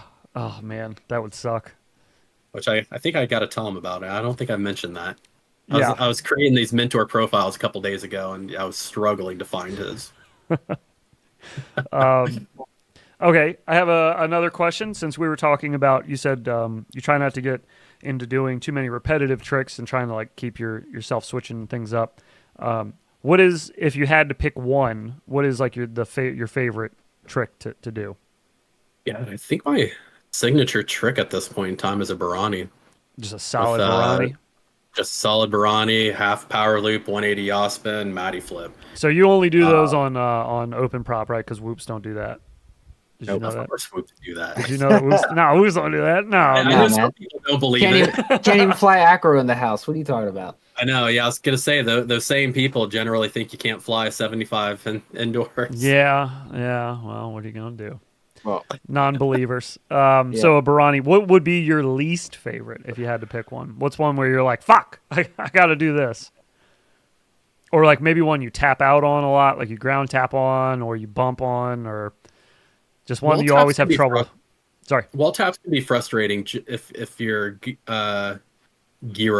gyro, whatever it is, isn't working properly, and you hit the wall and then you just kind of like flip out. Freak out, yeah. Yeah. One I avoided for a while is probably power flip. Power flips, yeah. Where you do you do a power loop and then you do an extra flip at the end. Because At the apex, that right? one, at least for indoors, I was avoiding it. yeah. Because Akira does it all the time, and he does it so smoothly and very, very like proxy compressed, and it's like I do, and I just go straight into the fucking ground. Well, like, Kira's a whole nother animal. Yeah. You know, I feel like I have more problems with a regular power loop than I do a power flip. Really? Yeah. What is it about a power loop you don't like? No, it's not that I don't like it. I feel like in general, I can if I just go and randomly do a power flip, I'm gonna like out of nowhere, I'm gonna complete it more than if I just do a power loop on like the first try. I don't know what it is. Interesting. Sorry, I wanted to just ask real quick. Are you good to hang out for a little longer? Yeah. Okay. Yeah. Do you want to take a quick little restroom break? Yeah, let's do it. Okay, yeah, we just passed an hour a little bit ago. So let's take a short break. Go ahead and go to potty, do whatever you got to do. And we'll be back with Tyrantt in about 2 minutes. Sound good? Sounds Yes, good. sir. All right, everybody. We will be right back. Okay, cool.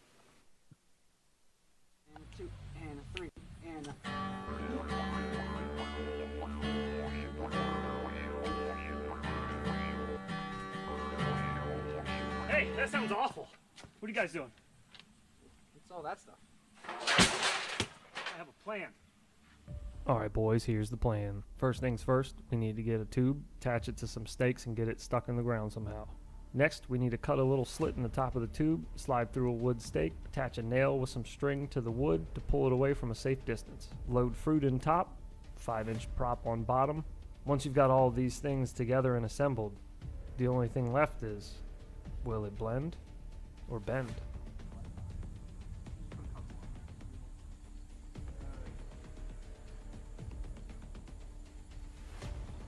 Throttle's going up. Full throttle.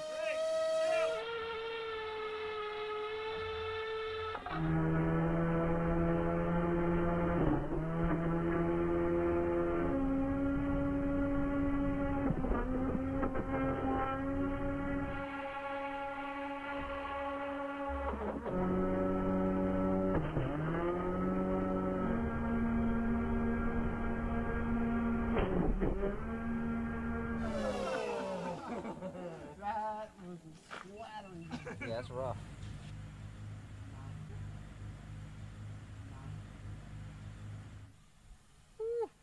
Right down the middle. Yeah, it's just clean.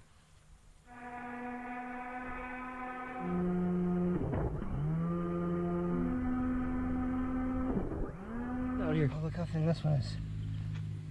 Oh my god, look at this one.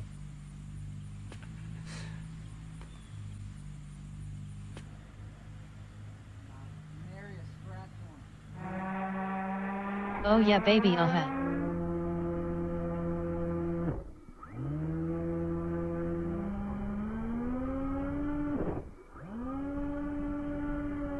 Really cute cut that. Look at it. Yeah, dude. It's like spiraled. That's Yeah. crazy. That's wild. Look at this guy. Loading the peach. Actually, let's see it. Hello. Hello?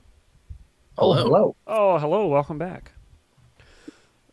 Seeing your diamond shirt, Yes. it reminds me that I almost quit FPV entirely because of those diamonds. Oh, you got to tell me this. Yeah, so it was IGOW 3, and I mean, I'm like riding a high, because I started IGOW 3 and like almost instantly, like I kind of become popular, which was really surprising to me. It was something I was not expecting at all. I just kind of figured I was like, I don't know, ripping like everyone else. And it was like right around week 7, man, I was just really struggling to stay in the air, and just diamond after diamond, like they were just, I had such bad issues with them. Like the VTXs would die within like sometimes they were dead on arrival. I'd plug in a battery and I just watched the VTX just like slowly go to shit over like the course of a minute. Yeah. And yeah, so I just had a really bad experience with them, and I was literally a day away from putting all my shit up on Craigslist, because I was done. I was like, if this is gonna be how FPV is gonna go, Yeah. I'm fucking done. That night that I decided tomorrow's gonna be the day I list everything, Weebleed reached out to me for a sponsorship. Oh, saved by the Zotet. I was saved by the Zotac. I shit you not. That same night he reached out to me, and I was like, okay, my goal was a sponsorship. This is my first one. Fuck it. I'm gonna figure out how to deal with this and endure, and yeah. Weebleed single-handedly saved my ass from bleeding out. There you of the go. hobby. Oh, well, that's good to know. We'll give him But that. oh man, I hated diamonds so much, man.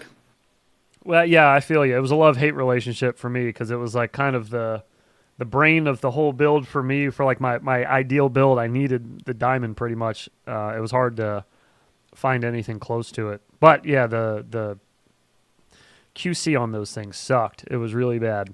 Yeah. Very Especially with bad. the Fractal 75, how you can't use anything else besides a diamond on Oh it. yeah, Just that's makes terrible, it difficult, dude. man. It's terrible, terrible thing. For the most part of IGOW 4, I had an X12 on my Fractal, and it was the best flying whoop I've ever had in my entire life. It was so smooth. Like even Sweem, I let him try it one day, and he was just mind blown by how smooth it was, and I think he was trying to build one shortly after. But eventually, and it was a tank too. It lasted so was gonna long. say, those my first X12s flight are, with like, it was, bulletproof. yeah, my first flight with it was last 4th of July, and I was like trying to get the fireworks to like blow up my drone. Like it was such a fun experience, and it survived all of IGOW 4 and finally broke like the final week, like the final challenge. And I swapped it out with another X12, but it just does not fly the same. No? Going back to the quality control issues. Damn. Yeah, it's unfortunate. Yeah, those X12s are pretty nice when they work. Yeah. Speaking And of, I'm sorry, I just wanted to touch on real quick. Speaking of IGOW 4, I kind of wanted to dive into that a little bit. You took home first place in IGOW 4. You Yeah, are congrats on that again, by the way. is Thank a you. very late congratulations, but a congratulations Yes, nonetheless. yes.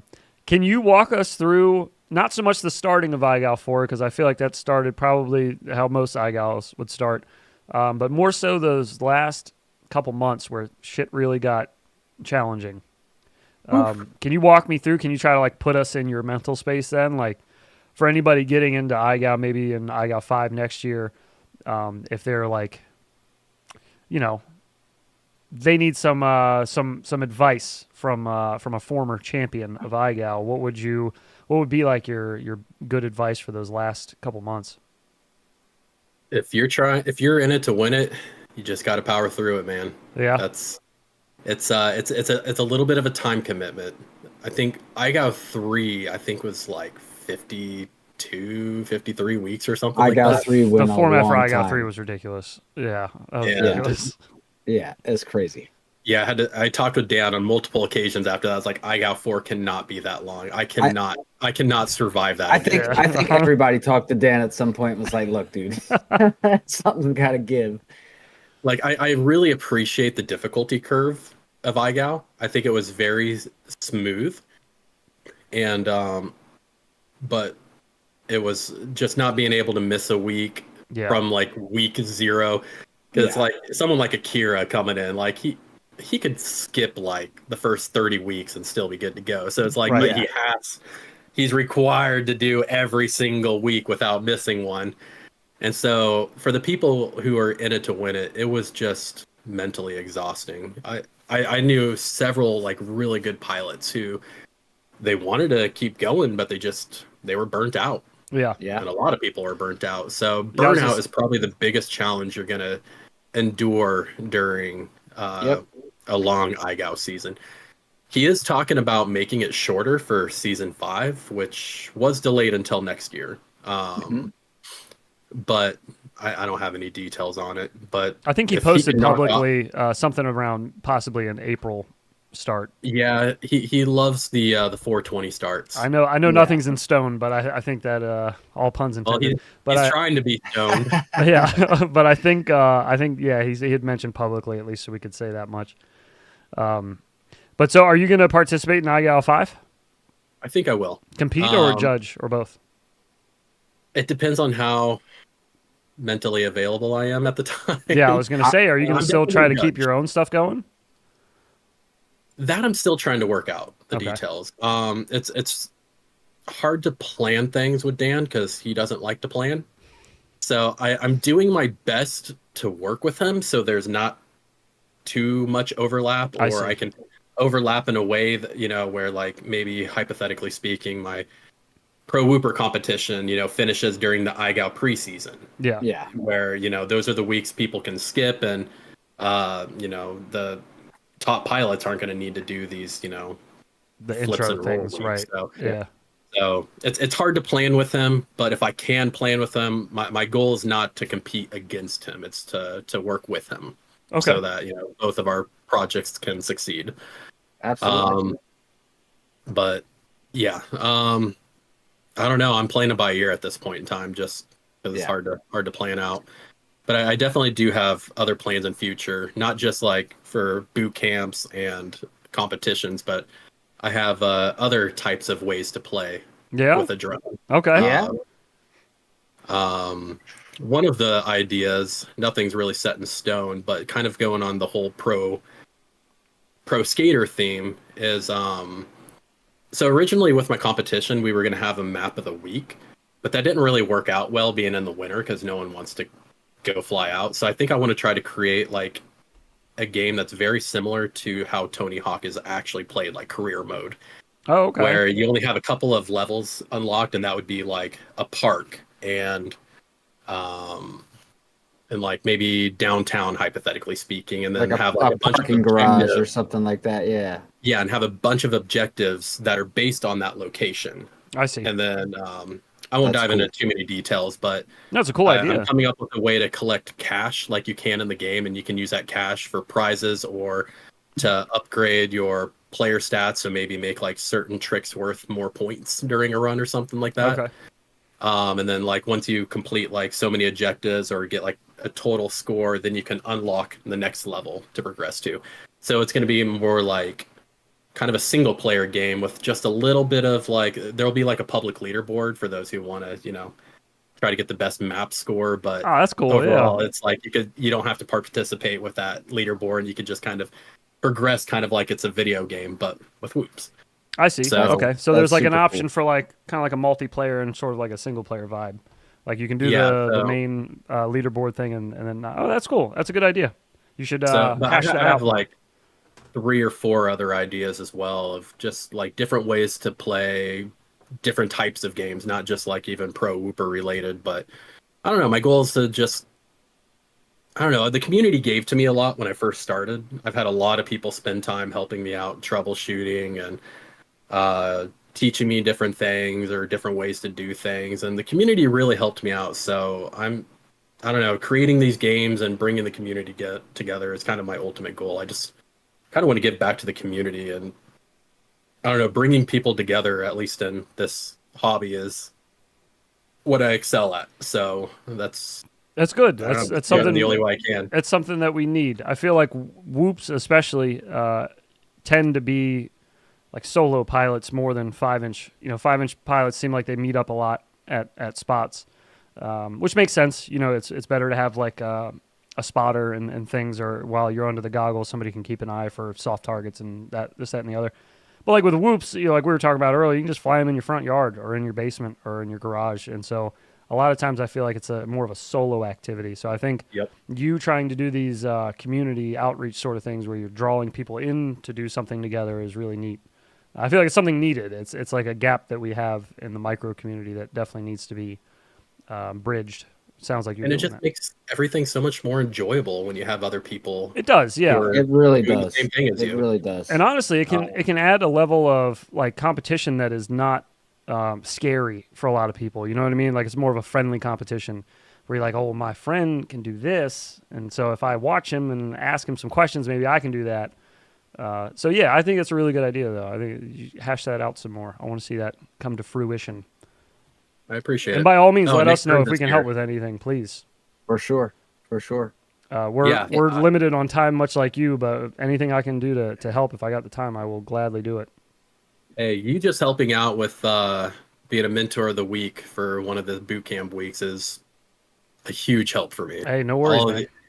Because it takes a lot more than I think people realize to put this stuff together. Oh, I can only imagine. Yeah. I've only spent imagine. hundreds of hours creating the competition, creating this boot camp, creating the website, the Trictionary, literally hundreds, maybe even over 1,000. Like it's just it takes so much time. So any little help I can get from the community, and the community has been great about offering help. Like I got Blasta helping me out with the website. Whenever there's something I can't figure out, I just kind of shoot him a message and he'll dig through the website to figure out where the bugs are and to make everything look nice again. Oh, that's cool. Nice of him I to had help.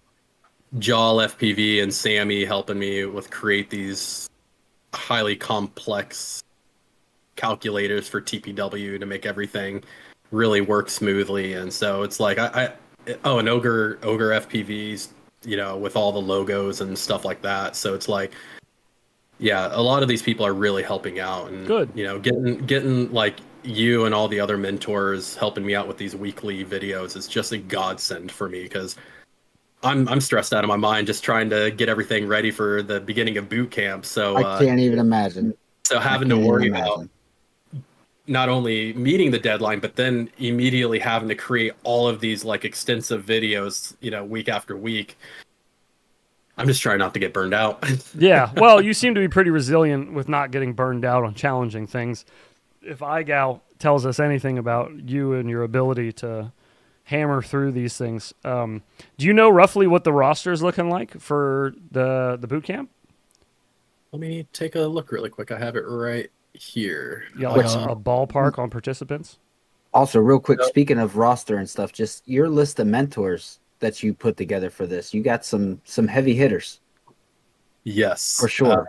I definitely wanted to pick some of the best freestyle pilots, whoop pilots, in the community. I really wanted it to be people who are a little bit more. Some are more well known than others, but overall, a lot of them, they're all just incredible freestyle pilots, and anything they put together will be incredible. So I have complete confidence in all of my mentors to put together a very well thought out, mentor of the week video.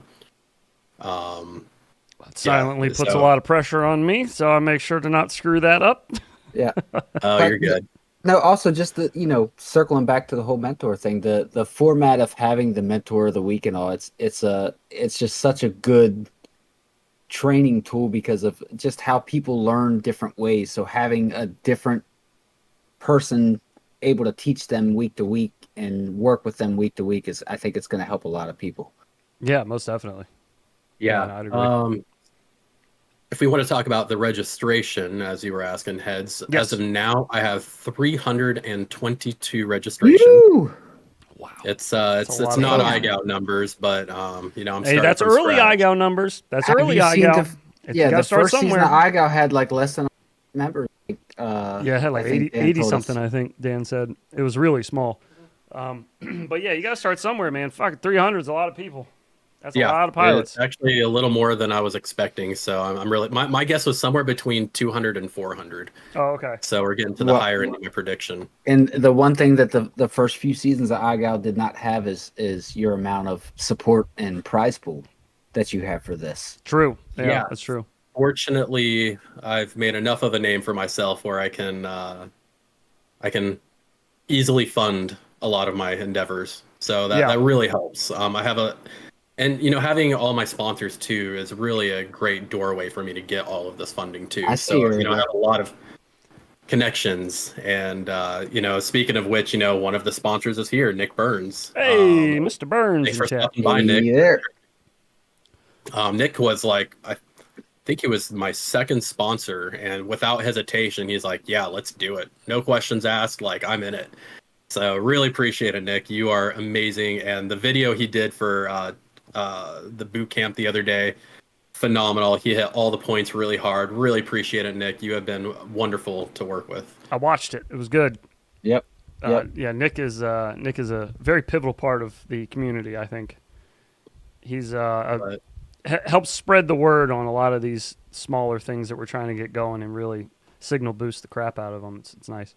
It really helps. It really makes and breaks a difference. I mean, him alone has brought me 111 registrations. Jesus. Yeah. That's crazy. Well, So you know, we were talking 34%. So 30, yeah, that's crazy. But you know, we were talking earlier about you know, videos that got people into the hobby. But you know, how many people are after first initially getting into it are then finding his videos, and that's what's influencing their decision on their first purchase and everything else. Like, yeah, we all started out watching Nick. Oh yeah, yeah. He has absolutely great content. I can't recommend him anymore. Man, that's exciting. That's a lot of pilots. I did not Yeah, so expect 322, and it seems like I got 40% of them are beginners, 28% of them are novice pilots. So I got a lot of people meeting, you know, the 101 criteria. Cool. Yeah, that's good. That's what you want. Yeah, I'm That's excited. exactly what you want. Yeah. Excited for that.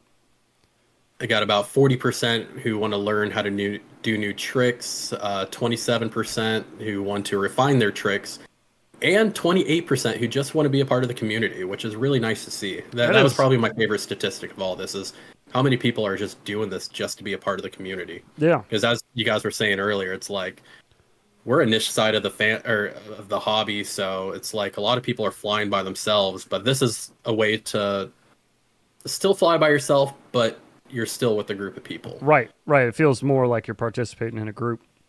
No, that's a good idea. That's a good idea. I hope that continues to pan out well, although it sounds like you got it pretty locked in. Yep. So now, are you doing any live stream? IGOW does the whole thing with watching live streams. Are you doing anything like that, or just watching top videos, or? No, so I'm going to do my best at doing weekly live streams. So historically speaking, IGOW seems to have like a 50% week one participation rate based on their total number of registrations. So if I get to the point where it's like the live stream goes more than 4 hours, I might just kind of like pause the live stream and then resume it later that night and just kind of do it like every evening until, you know, I get through all the videos. I can't do these 12-hour live streams like Dan can. That's a lot. Dude, back to back too, man. powering through Oh it. my god. That dude's insane. I think Yeah. IGOW 4 took like Saturday and Sunday, like most of the day, both days for the initial one. Yeah, it's Crazy. crazy. No, I can't compete. I do not want IGOW level numbers with what I'm doing. Not That's to start with. That's crazy. yeah, way like too what he much. does is incredible, but man, that's too much. You need a whole team to Yeah, be for able to one person to do, that's it's a lot. Yeah, so massive kudos to him for being able to handle that. So I'm very happy with my 300 to 400-ish number. I think Blunty mentioned that they might talk about this on their next news live stream. So I think Oh, that'll help a I lot. think we should be able to hopefully get another 50. Yeah, that should help quite a bit. For sure.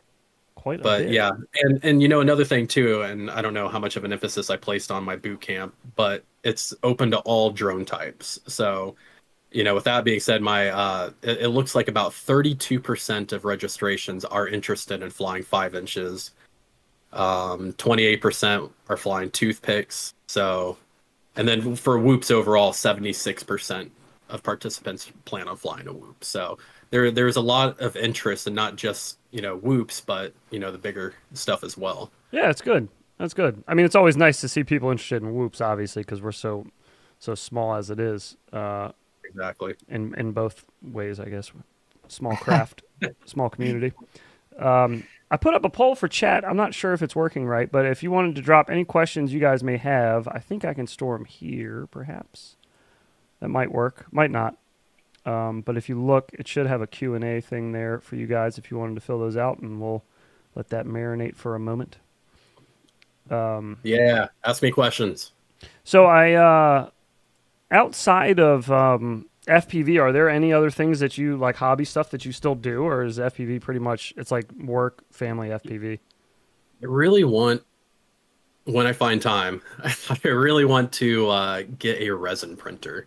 Oh, okay. Oh, yeah. Yeah, I really want to get into that and painting like little figurines and stuff. Okay, what I'm cool. going to do with them, I have no idea. Nah, But I don't know, it just kind of looks Who cares? therapeutic. Yeah. Yeah. And I always thought like the painting, like the biggest turnoff for me was painting, but then I kind of did some research and it actually looks really easy with the ways they kind of do it. They kind of give it like a base gray paint, and then they have this like special type of paint that kind of like seeps into the cracks, and what kind of gives it all of its like depth. Yeah, it looks really cool. So that's something I would like to get into. That sounds interesting. I know resin printers are fairly inexpensive. Yeah, I think they've gotten cheap. I guess my only issue though is I don't know where to put it, and I think you kind of need like some sort of exhaust or something like that. So Definitely you don't, like, do. gap out the Yes. family. I don't think our Q&A Yeah. thing's working, by the way. That's okay. Yeah, Malty did that to himself. He got a resin printer and started just printing in his basement, sitting next to it while it was printing. And he was like, I got a little bit of a headache after a couple hours of printing in my basement. Like, I don't think you're supposed to do that. Well, he was also cutting carbon fiber fucking bone dry, so. It says geez. Q&A worked for you. I don't know why it didn't work for me. I can't see anything. Never popped up. Mark asked a question: will he be able to complete boot camp only using a 65mm whoop? Yes, you can. You can complete boot camp using any drone you want, even if you use only a 65mm for the entire boot camp. What about a Mavic? If you could make it do flips and rolls, yeah, sure. Okay, I'm doing yeah, a that Phantom. that was I'm Mark's going first full question. bore. I'm doing a Phantom. And I'm keeping the Mavic completely open so Dronerkey can participate. Ah, there you go. There you go. Now he's happy. He gave up on Whoop U. I'm sad. Oh, he did. He Dude, tried I've been meaning he tried the first challenge twice, and he had to redo it 2 times, and then I don't think he's going to redo it again. Yeah, I hurt his feelings. I hurt his feelings talking shit about his orbits, and Yeah, he told him to get good, no, do better. do better. Told him to do better.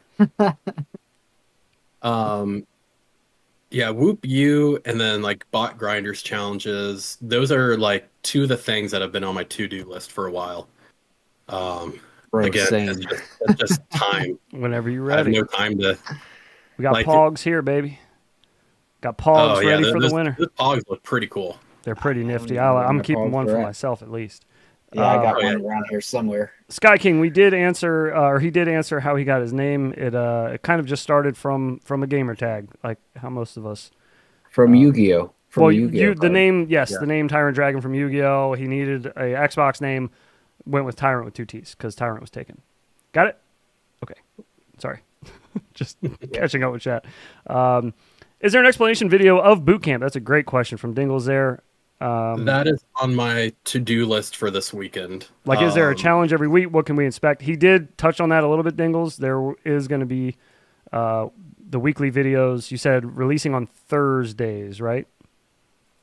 Yeah, so it's going to be released on Thursdays. It's going to be a weekly challenge video. It's going to consist of trick tutorials, and it's going to give a challenge to go with those trick tutorials. There's also going to be a bonus challenge that's not required, but if you do participate with it, you can win an extra prize as well as get some extra leaderboard points. It's released on a Thursday. The deadline will be on the following Saturday or Sunday. I haven't picked a day yet. So just a scotch over a week there. Yeah, just a little bit over a week. A little bit more time if you become a Patreon member with early day access. But these are beginner novice tricks. I don't anticipate most people needing the extra time, but Okay. I don't know. Sometimes it's good Just in case you're busy or something. So Yeah, so it's going to be every week for 10 weeks. And then additionally, so it's going to be 4 weeks of doing tricks. And then the 5th week is going to be like a mid-program review. So essentially what we're going to be doing with that is like a competition style review where the tricks of the week are going to and objectives are going to be based off all the tricks that we just previously learned. And then you add them to your own freestyle and kind of do it. It's kind of like giving a taste of what our competition side looks like, but you use it as a freestyle review. Because Okay. at the end of the day, we're here learning freestyle tricks. So we gotta figure out a way to actually put them into a freestyle. So For sure. Work we're them going to do that. Then we'll do another 4 weeks, and then we'll have a final freestyle type of test. Okay, sweet. Sorry, go ahead. no, I wanted to circle back. You said that each video will also have a trick tutorial on it. Yes. So every trick that every week we'll have like certain tricks to do. So like week 2 will be, I think it's going to be like a flip, roll, yaw spin, and then the bonus trick will be like a vanny roll. So where you kind of combine some of those, the rolls and yaw spins together. And then I think there might be a couple other things. So yeah, every week there will be trick tutorials for the challenge. That's so really cool. Yeah, it'll make things a lot easier. Yeah. Good. Okay, moving along. Nick Burns asked favorite trick and hardest trick, and I believe these were answered. The favorite trick was the Barani, and the hardest trick was the wall tap. And that was mainly because sometimes your gyro. I wouldn't say the wall tap is the hardest. I think it's kind of like the one you have the most trouble with. with? That I like the least. I think that was the question. least. Okay, Yes. yeah, I think that is it. Hardest trick then. What's the hardest trick? Probably an indoor inverted 360 yaw spin power loop. That is hard. You do a power loop, inverted 360 power loop at the top, and then you complete the power loop. 360 yaw spin at the top. Okay, I got you. All right, Mr. IGOW. Well, I think it's the hardest. I mean, maybe an indoor donkey loop would probably be more What difficult. the fuck is a donkey loop? Donkey loop, I forgot who popularized that. I think that was kind of like in the IGOW trick list, but then what's his name? NTTT? Oh, no talking trick tutorial. Yeah. I think he made yeah. So it's like That's let me use my phone. Oh my god. So it's like What's you his go name? up to do a maverick loop, but then at the top you pitch back, so you're inverted. Then you do a 360 yaw spin, and then you finish by coming back under. Headmaster. That's the no talking trick him. tutorials, right? Okay. Yeah.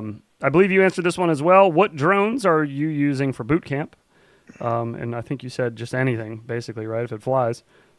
Yes, yeah, you can use anything. I think I even had one person ask me if they were allowed to use a heli, and I said, you know what? Sure. Oh shit! Hell As long as yeah! there's a camera on there, so you could see the first person perspective. Go for it. Yeah. So I'll allow it. That's unique. Yeah, that'd be cool. It's not really a competition of like skill. So if you want to, fuck it, go for it. I want to see you 360 yaw spin with a wing. That'd be pretty No yaw. That doesn't have yaw, right? Mo would like to know your beard care routine. Oh yeah. Mo Oh, is man. interested. I don't. Mo's not one to have a beard, but I guess he wants to know. I don't know. Represent Mo. He likes Oh, to focus on his eyes. Oh, yes. Same. Man, I used to put oil in it every day and made it nice and soft, but I get so little sleep at night, I just don't have time to do that anymore. I just wake up like this. That's fair. That's fair. I wake up Yeah. looking this good. That's what he said. Only liftoff is allowed for participating. What? No, you can use anything. It'll be IRL, right? IRL flying. Yeah. So this is an IRL competition. We're still kind of hashing out the details if we're gonna allow sim submissions for, because the idea behind possibly allowing it is if people break stuff and then they can't participate because they don't have anything, they can Yeah. submit something, but there would be penalties behind it, like you wouldn't be qualified for the prize of the week, and maybe like a score penalization, I see. a score penalty for Yeah. for the leaderboard, but you would still kind of get like a participation bonus at least. But we don't want to see people submitting sims. So Sure. the idea with all these penalties is to dissuade people from sim. But in the event they're not able to participate in a week because their gear is down, it'd allow them to do something. Yeah. So it's not an instant a good idea, yeah. disqualification It's like just a because half they're credit. out of the air. Yeah. Exactly. Which, I mean, you are allowed to miss weeks. I guess the only penalty for that is you're not getting prizes for the week. We have a participation bonus score-wise for the leaderboard where every week you get 5 points that are compounding on the previous weeks. And then if you miss a week, then that kind of resets. Okay.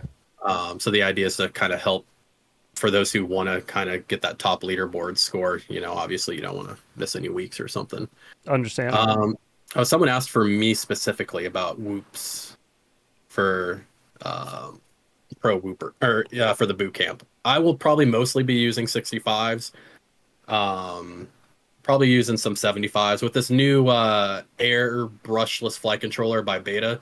I'm gonna put one in a 75. My 75s have been running really sluggish and slow lately, and I don't know why.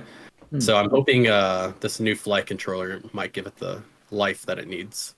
Yeah. But hopefully. these like sub 18 65 millimeter whoops are just mind-blowingly amazing. Yeah, they are. They're like, really fun. Go ahead. I was just gonna say you can thank T-Dog for that. Yeah, they're just so cool. Like I hated 65s for a long time because it always felt like I was flying a fat pig. Yeah. Like it was just like I'd go like full throttle on a power loop trying to like not like tap the ground. And then I keep hearing all this about like sub 18 and my 75s aren't performing well. So I was like, fuck it. I'm going to buy a high KV sub 18 65. And man, that's all I fly now. Like 70 or like 95% of the time. Yeah. It's just so much power. I think I'm about to get some either 36 or 40Ks to test out on them. Jesus Christ. I'm a speed addict, man. It's Yeah. like I get a taste of speed and I want more. And then I get more. It's like, no, this is too slow. I got a want more. guy I put you on with. Hell yeah. 65 millimeter guy likes the high KV motors. I got you covered. Yeah. Yeah. We're good friends, good buddies. We go way back. Nick Burns would like to know: do you listen to music or do you listen to your quad when you're flying, or both? Like I me, don't. one ear in, I one ear listen to out. my quad. I probably should start listening to music again. Maybe it'll help with my flow and like putting tricks together. But I avoided listening to music during IGOW because it was so distracting. Like anything with lyrics, I found distracting I see. Yeah. because I would like kind of be like listening to the lyrics and kind of like my focus and concentration kind of shift towards the music. Mhm. And then I found that I was like crashing more often. So then like That's I interesting. would listen to music, but I would only listen to lo-fi, something that's just kind of like in the back of my mind that It's like white noise almost. yeah, it's more white noise than anything. But I do need to start listening to music again now that I'm not competing for anything. Yeah. Oh, and to answer your question earlier about competing in IGOW 5, I will be a judge. I will compete, but I might drop out probably when final starts unless I have like nothing going on at the time and I'm not completely burnt out. Maybe I'll go for the belt again. I don't know. Okay. We'll see. Full I definitely disclosure. am participating at least until finals because at the end of the day, I love to fly. I love to. I don't know. I don't want to sound full of myself, but I love to show off. Hey man, Uh, full disclosure though, if you compete and you judge, I will You don't vote you get- last every time. that's true. Don't Yeah, worry. we do. Like, We do I know that. that there's We people will who vote like, you last every time. no, so I know that there's people who like vote themselves first as a judge. Like I've already told myself like I would not vote myself any higher than like 40%. It's a good Like call. I'm not going to be one of those people that vote myself first every time. We saw a that- couple of those in our judging, Yeah. our No. previous seasons of IGOW. No, but we OG pretty and I much are both like, defaulted- no, he's going last. yeah. If we see a judge that has a top video, we're like, no, last place. Yeah. Give somebody outta else a here. chance. All right, why don't you relax? By all means, vote me last. Because anybody that knows me, like I'm a very fair person. Like even during IGOW, I would argue some things with Dan that actually kind of put me at a disadvantage rather than giving me an advantage. Because I'm all about fairness. Like if I'm going to win, I want to win fairly. Yeah, Yeah, you want of to win course. legit. Yeah. Yeah. Exactly. So it's like, and that's actually part of the reason why I created Pro Whooper from the get-go. Like I hate subjective judging. Like it irritates the absolute fuck out of me. I hate it so much. So the idea of creating this Pro Whooper competition is there is no subjective judging. There is like for like the prize of the week type thing, because we can't have a show if it's purely objectional. Right. There is no show. Like you already know the results beforehand. So we wanted to kind of create a show. So it was like 50% objective, 50% subjective. But that aside, the competition itself is 100% objective. Like how you perform on the leaderboard is how you do as a pilot. Your score, your performance determines your score, which determines your placement. There's no subjectivity behind it. Yeah. I guess you could say the only subjectivity would be like if I determine if something is considered a bump or not, or something's too sloppy to be considered, a clean trick. But I feel like I'm very strict and across the board with that. So yeah, the whole reason I went with the Pro Whooper route is I hate subjectivity. I just wanted to be purely objective. Okay. We have another one here from chat that would like to know, are you going to have to set up a course like an IGOW? Not at all. The idea with boot camp is it's going to be an outdoor event. So you can fly anywhere you want. You can even fly indoors if you truly wanted to. That option is there. It does rain. These are beginner and novice tricks. So, being able to do flips and rolls and a power loop indoors isn't going to be as crazy as trying to do a donkey loop indoors. So, with 101, it can be done indoors, but the idea behind it is everything is outdoors. Fly where you want, when you want. Okay. Cool. Type thing. Cool. Fantastic. How cinematic do you like your fractals? Sorry. Is that from Dronerky? No. It's a pretty common joke in this stream as well. It's Man, okay. as You cinematic don't as I get is turning off my OSD. Really? Do you have it on a Switch? Yeah. That's a good idea. The only reason it's on a Switch is just for like IGOW purposes, where if I need, or for like troubleshooting in the field. Yeah. So it's like if something happens and it's like, wow, this is a really short flight time. Like what's going on? I just kind of flip it on, look at the OSD, and then flip it back off. Do you have your voltage callouts on your radio or something? Yes. Okay. Yeah. I see. Because how I see it is with whoops, we're not going to be outrunning our ELRS. No. Ever. No. Period. No. Yeah, no shot. So there's no reason to keep the ELRS on the screen. Like the link, yeah. With time and voltage, I would say are the only two that really should be on screen. But if you have voltage callouts, you don't need the time because you're just depending on the voltage. Sure. And you don't need to see the voltage if it's telling you as you fly, oh, you hit 3.4 volts. Okay, now I know it's time to go land.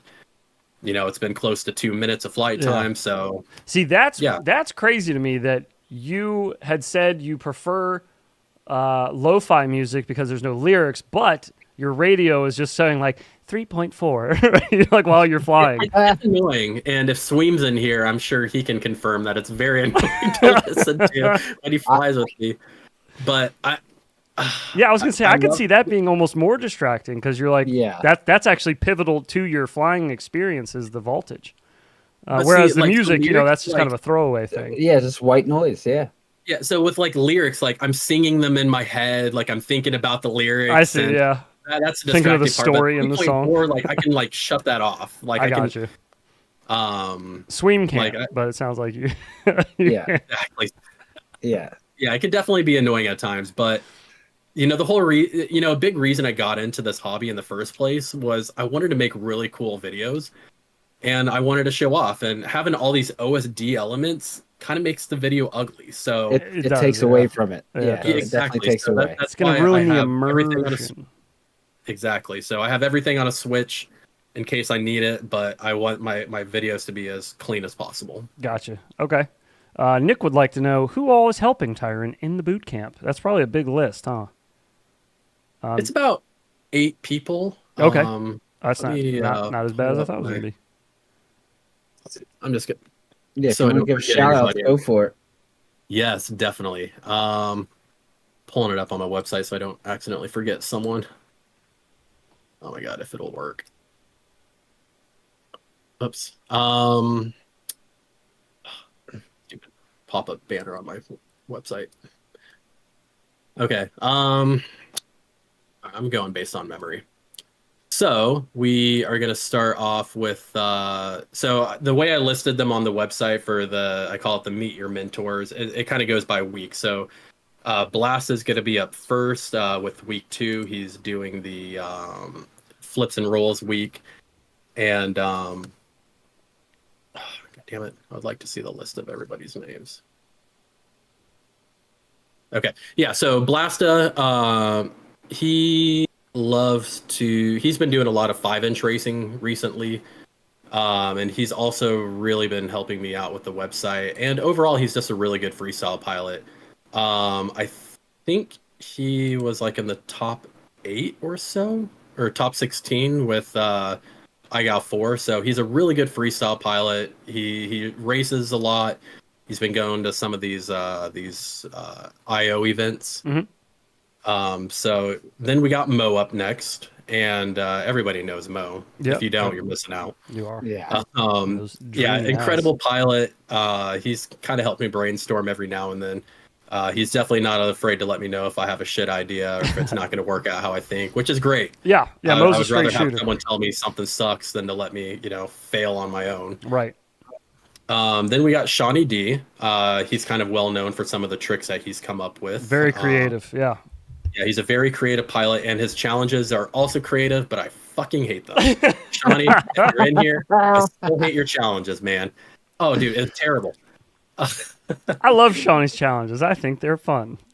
Oh, from a spectator? I was gonna say. I guess from an IGOW standpoint, it's a little from different. a judge. Yeah. Yeah, like his balloon challenge was the most infuriating thing I've ever dealt with in my life. I know this one, but do you yeah. want to walk us through it for the audience? Yeah. So the first one you had to do was you had to throw a balloon in the air, and you had to tap the balloon with your drone twice before it like hits the ground. Yep, there's Shawnee in the comments. Oh, he got a new one for me. Okay, cool. So you have to like hit the balloon in the air twice. But the problem though is when you hit that balloon, it's like hitting a rubber wall. Like you don't know where the fuck you're gonna bounce. Yeah. I And don't know like, where either thing is going to bounce. Exactly. The balloon or the whoop. So that was, and doing it by yourself was really hard because you had to like throw it in the air, put your goggles on, grab the radio, and take off. And by the time you do that, it's already like a third of the way down. Yeah. So you're like going full throttle trying to hit this thing, and like you get a good hit, and then you flip out. It makes you do like a half flip, and then you like full throttle into the ground. Oh So God. that part was just terrible. And then the next part of this challenge was that you had to pop 2 balloons, like throw 2 balloons in the air and pop them both with your whoop before it hits the ground. And so you had to like figure out how to like weaponize your drone, like Rotor Riot, and so you could pop these, could pop these balloons. We did that too. So you had to, so you had to like pop these balloons, and it's like you would hit one balloon and then you'd hit the other, but you didn't hit it correctly, and then boop, right into the ground. And then the last one was you had to like put a balloon on your head and you had to pop it during a Matty flip or a power Oh loop. fuck! Ooh, that's a fun one. And then you had to land on your goggles to finish the trick. Oh shit! So So just- even after you pop the balloon, if you didn't hit the goggle landing, You're it'll still start all over. These like big ass like DJI goggles that you could like land a fucking helicopter on. And I got these like tiny like little orcas. So I Oh, was and they're like, sloped. The orcas are sloped Yeah, on the top, yeah, right? yeah, Yeah, they're not even So flat I'm on the like, top. leaning tilt back your like head this. back. Yeah, yeah. And so I was like, you know what? I'm sick of this shit. So I put some double-sided grip tape on the top because there's no rules against that. Hey, there you go. There you go. Make it work. That way I can just land on it and not have to worry about falling. So how and did you pop your balloons? What was your solution to weaponize? I'm trying to remember what I started doing at first was I pulled out the little pins from the motor plugs because they're like tiny little needles, and I like kind of like hot glued them to the ducts in front, kind of like what you'd imagine like a zombie apocalypse van with like barbed wire on the front. Yeah, would like a look Mad Max whoop. And that would work, but the problem was every time I would crash, which is often, they would like break like glass. Yeah, just pop right So off. eventually, and I forgot what I did. I think I told him, but I forgot. He says he used a staple. But I found something else that worked really well, and then like life became easier.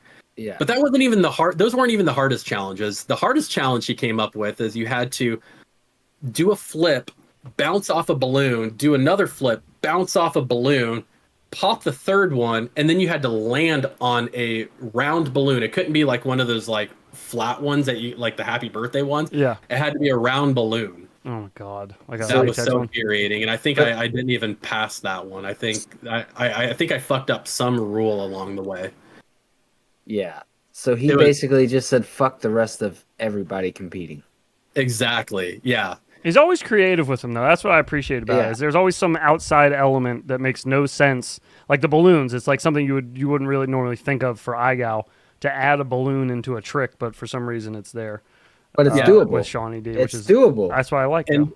I like Yeah, it. and during my video, like I'm talking about this and how much I hate it, but you know, at the same time, I'm giving them props as like these are super creative challenges. Yeah. You know, on paper, like they are amazing, but I fucking hate them. So outside of Shawnee, you got Shawnee D, Blasta, Mo. Who else you got helping you here? We got Jal FPV. He is one of my JAL, team right? pilots, just like Blasta is. He has helped me tremendously with all the brainstorming from both the competition and helping out with the boot camp. He really put in a ridiculous amount of time creating these calculators for our competition. So he has put in so much time and effort helping me out, Oh, and fantastic. Sammy as well. Yeah. But yeah, he really did me a solid. He's also a really good pilot too. Like when IGOW 5 comes up, he's probably going to try to go for the win. Like Okay. he's a really good technical pilot as well. Keep your eye on him. We'll be the judge of that. Yep. Literally. Then I got Akira helping out. Of course. Yeah. Yeah. Yeah. Absolutely. He's always super supportive of like everything that I've been doing. He's always happy to help out. So he's been wonderful. Callisto, no brainer. Legend. Great dude. Yeah. Yep. He was one of the first people I went to. I kind of figured he'd be the first one to say yes, and Yeah. sure enough, he was more than happy to help out. So Oh, he's always down. Yeah. I wouldn't even be surprised if he's in here with us right now. He seems to be pretty supportive with all this stuff. I think I saw him earlier. Very possible. FPV Sammy, also another very technical pilot who's very good and has helped out a lot. And then as a backup pilot, we have Inns. Oh, FPV Sammy and Inns are both backup pilots. And Inns, if you haven't seen him fly, this dude is ridiculous. If you've ever seen Dan Carpy fly, he's pretty well known for flying in a tight space. Yeah. Yep. Inns, dude, like he calls it his shed. Like he flies in such a ridiculously small room, and he is so good at it too. Is that Like- INZ? INZ. Okay, I've Yeah. seen this pilot name before. Okay. I'm Yeah. familiar with him. He is just a ridiculous like proxy pilot. Like I don't think I've seen anyone rip like he does in like As small as as small of a space. space as him. Okay, cool, man. So it sounds like Yeah. you got some pilots, good pilots, but all in different areas. Yeah, even. good So mix. That's it is a very good mix. We had Yeah. another question here from Mars. He asked, Tyrantt, would you install the Robot Lady sound pack to help with the flying experience as it tells you your voltage? Excuse me. What he's That'd be referring cool. to is we have a sound pack that he made that is the robot voice from our stream that works with your radio. So she has all kinds of that would be cool. funny little memes and things hidden in there. Hell yeah, man, hit me up. There you go. Yeah, I was watching the Skittles mall thing, and I think at the start of his video, he's like showing off his whoop. Mhm. Or maybe it was when he was showing off the 40K Weebleed motors. It was something in the last few days, but he's like powering on his radio, and it's kind of like a funny little voice. It sounds like the normal voice, Mhm. and she's like, "You turn me on." Yeah. I'm just laughing about that. So yeah, I need to get something different, especially with like these live streams. It would be nice to have something different. So yeah, Mars, hit me up, please. There you go. I'd love to change up my radio voices. Also, real quick, what radio do you use? Oh wait, I don't think that's for him. Okay, so again with the indecisiveness, my radio. Do I have it in here? No, I don't. So I was using the X-Lite Pro for years, which was suggested by Heads, and it was a really good radio, but it just got used and abused to the point where I'm shaking it and it sounds like a maraca. Like there's like so many broken Yikes. pieces in there from Yikes. falling off like a ledge or whatever. and, Yeah. like it was getting bad, but I can't commit to something unless I know I'm 100% sure about it. So I just kind of been prolonging it for a long time. And then I got hit up by Jumper wanting to send me out a couple of radios. So I'm like, yeah, right. sure, let's try it out.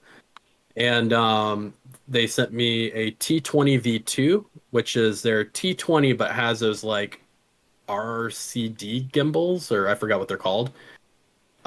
Super customizable gimbals. Like you can adjust the travel distance from like only. Oh, I like, think I just go saw the this ad far, for this far, recently. that far. There's like a recent radio, right? Yeah. Okay, yeah. I think So somebody sent me the video on that. But yeah, I'm sorry. Go ahead. Yeah, so it's I really like the form factor. I would almost equate it to like one of those big like TX16s, but like cut in half, like you just take off the screen. Ergonomically, I would say that was probably my main complaint, where it's just like my pinkies don't grab it well, but that's probably my only complaint about it. Everything else is great. The sticks get really low, and you can adjust the travel distance so that they only move a little bit. So as a thumber, that's a godsend. Like that completely makes and breaks the entire video or radio for me. So being able to have like a low stick with a short distance means that I'm not struggling. Because like with box radios and the Zorro, I tried out the Zorro for a couple months, Yeah. and my biggest problem was I felt like I was like overextending my hand just to get like inwards and up, Yeah. like that up and inward corner. Right. Yeah. It gets kind of And, awkward. it was just uncomfortable, and yeah, with this T20 V2, it's just perfect. Like I can easily reach all around the gimbals without any sort of like overextension of my hands or thumbs, and Get it's full really stick comfortable. deflection. The battery life is great. Good. I really like it a lot. Okay. Yeah, it's good to hear. So if anybody was curious about the T20 V2, there you go. Tyrant's endorsement. Nick Burns would like to know AI music. Yes, no, boo? Question mark. Oh man, I've been using AI music a lot recently. And surprisingly, I get a lot of great comments about it. A lot of people are liking it. I've gone through like hundreds of like iterations of like all these songs, and AI, it takes some work to kind of figure out how to like properly use it, like how to give it the correct prompts to do exactly what you want it to do. And I'm starting to kind of figure that out, and the music is starting to become a little bit better. So it's like I use like a couple different AIs and kind of combine their efforts together to kind of put some of my AI music out. I don't know, it's just fun. It's different than having to search for copyright free music with a limited selection, and all the bangers I've already used. You know, I got like what 300 videos on YouTube, so it's like I'm running out of options. So Yeah. I don't know. Yeah. AI is fun. I can customize it to like the flight that I'm doing. Like I released a train one recently, and it was kind of like the midnight train and flying around the train, and yeah, it's fun. I enjoy the AI aspect. There you Kind go. of keep things a little fun. There you have it, Nick. That's one that I've been avoiding. I completely the opposite of you. I completely dislike the AI music. As soon as I start hearing lyrics about like flying whoops to the sun and back, I'm like, damn it. Yeah, for me, it's just, I don't know, it's something different. It's easy to do. I spend more time trying to search for regular audio than I do making AI music. It's feel really you. one of the most overlooked part of videos is. Oh, hello. Did I cut out? A little bit. The very end there. Oh my god. No, I was just saying like the amount of time it takes to find the right song. Yes, it takes Or forever, video. dude. Yeah. Oh, I It could does take easily forever. spend an hour or two just trying to find a video or an Longer- audio for. Yeah. Longer than it takes for any other part of the video. Exactly. Yeah. Yeah. Absolutely. All right. I think that has answered all of chat's questions, at least for now. I think we should probably wrap her up, man. We are just cresting 2 hours here. But Damn, already. yeah, dude, it went fast. Good conversations go quick. Yeah, man. But first, let me just say again, thank you for taking the time. It's now learning even more about your schedule. It sounds like you're a very busy person. So I do appreciate you taking the time to come on and chat with us and entertain some of our ridiculous questions. Just a final word before you go. Things that you, outside of Pro Whooper, which again, prowhooper.com, links down below for that. Boot camp's coming up end of the month, 25th. That starts, right? July 25th. So get in on that. Lots of prizes to be won there. Almost $5,000 worth of prizes. His Crazy. YouTube, Tyrantt with 3 T's. Excuse, I was about to say 2 T's, but 3 T's. 2 at the end. Easier to yeah. find you if it's Tyrantt FPV. If you look that up, if you're having trouble finding him. But I also left a link for his YouTube. Should be in the description as well. But was there anything else that you would want to put out there, or have people go check out, or where to follow you? No, just you kind of already mentioned it for anyone who's interested in any of my projects, prowhooper.com. But more than anything, I just want to thank you guys for having me on. It was a really fun hangout that we had. Yeah, dude, of course. I've been looking forward to it, but We'll yeah, do it I again. appreciate you guys having me. I appreciate everyone that's helped me build up, my Pro Whooper series, all my sponsors who have helped me with funding my projects without any sort of hesitation. It's a great feeling being able to get these projects off the ground and having the support.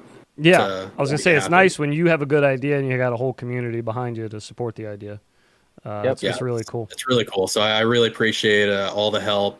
I appreciate everybody who's participating and enjoying and hanging out on Discord and just having a good time. Because at the end of the day, this hobby would be it's fun, but it would get boring without a community. So Absolutely. Yeah, for sure. That's an important part of it. I just want to build a community. Yeah, man. Get all these Whoop pilots and a big problem is that that I saw was when IGOW happened that everybody's flying Whoops, and then when it ended, everyone stopped flying Whoops until IGOW started again. So my goal is try to keep this community alive throughout the entire year. So Yep. For sure. Whoops are more than just a winter sport. exactly. So I really appreciate everybody's help and support, and for you guys having me on. It's Of course, been a great man. time. We're gonna have to catch back up with you after this first boot camp's done with and see how it all went and get your feelings on maybe the second boot camp and how that's gonna go. But yeah, thank you again so much, man, for coming on and taking the time, and thank you for all you're doing for the community by doing these programs that you got going on and these events. It does provide pilots, like you said, a lot of pilots that are just sitting on ice with nothing to do and no motivation to do anything until the next IGOW or RaceGow pops up. It's a good stopgap to keep them in the air and practicing and learning. So I do appreciate all the work you're doing on that. Thank Plus, you. it sounds like you got a lot of other good ideas coming down the pipeline. Yeah, we're looking forward to Hopefully. it. I'm sure not every idea is going to be a good idea, but That's all I right, don't man. know We got to until I try. You got to try to figure out if it's good or bad. Yep. All Yep. right, Tyrantt. Well, hey, man, thank you again. Take care of yourself, dude. And we're going to Yeah. catch up with you real soon. Go check out prowhooper.com and get yourself signed up for boot camp. It starts in less than 15 days, so get your ass over there and sign up. Yep. And if you check out prowhooper.com on desktop, boy, that dope ass. He tried to say that check out the dope-ass cursor that the website has, but his mic keeps cutting out. Cut out? Yeah. I was so excited when I figured out that I could do that. Like, It's so sick. Yeah. It's so sick. Yeah, your cursor on the website is pretty neat. All right, everybody. Thank you guys for watching. We hope you enjoyed. Make sure to check out all of Tyrantt's stuff. Those links are down below again. Until we see you guys. We'll be back tomorrow night. Unplanned stream, but we'll be doing all your videos tomorrow night. So make sure if you submitted one, come on by tomorrow night. We'll be here 9:30 p.m. Eastern time. Thank you again, Tyrantt. Have a good night, brother. And we'll holler. Yep. Thank you guys. Have a Peace. good night. See you, everybody.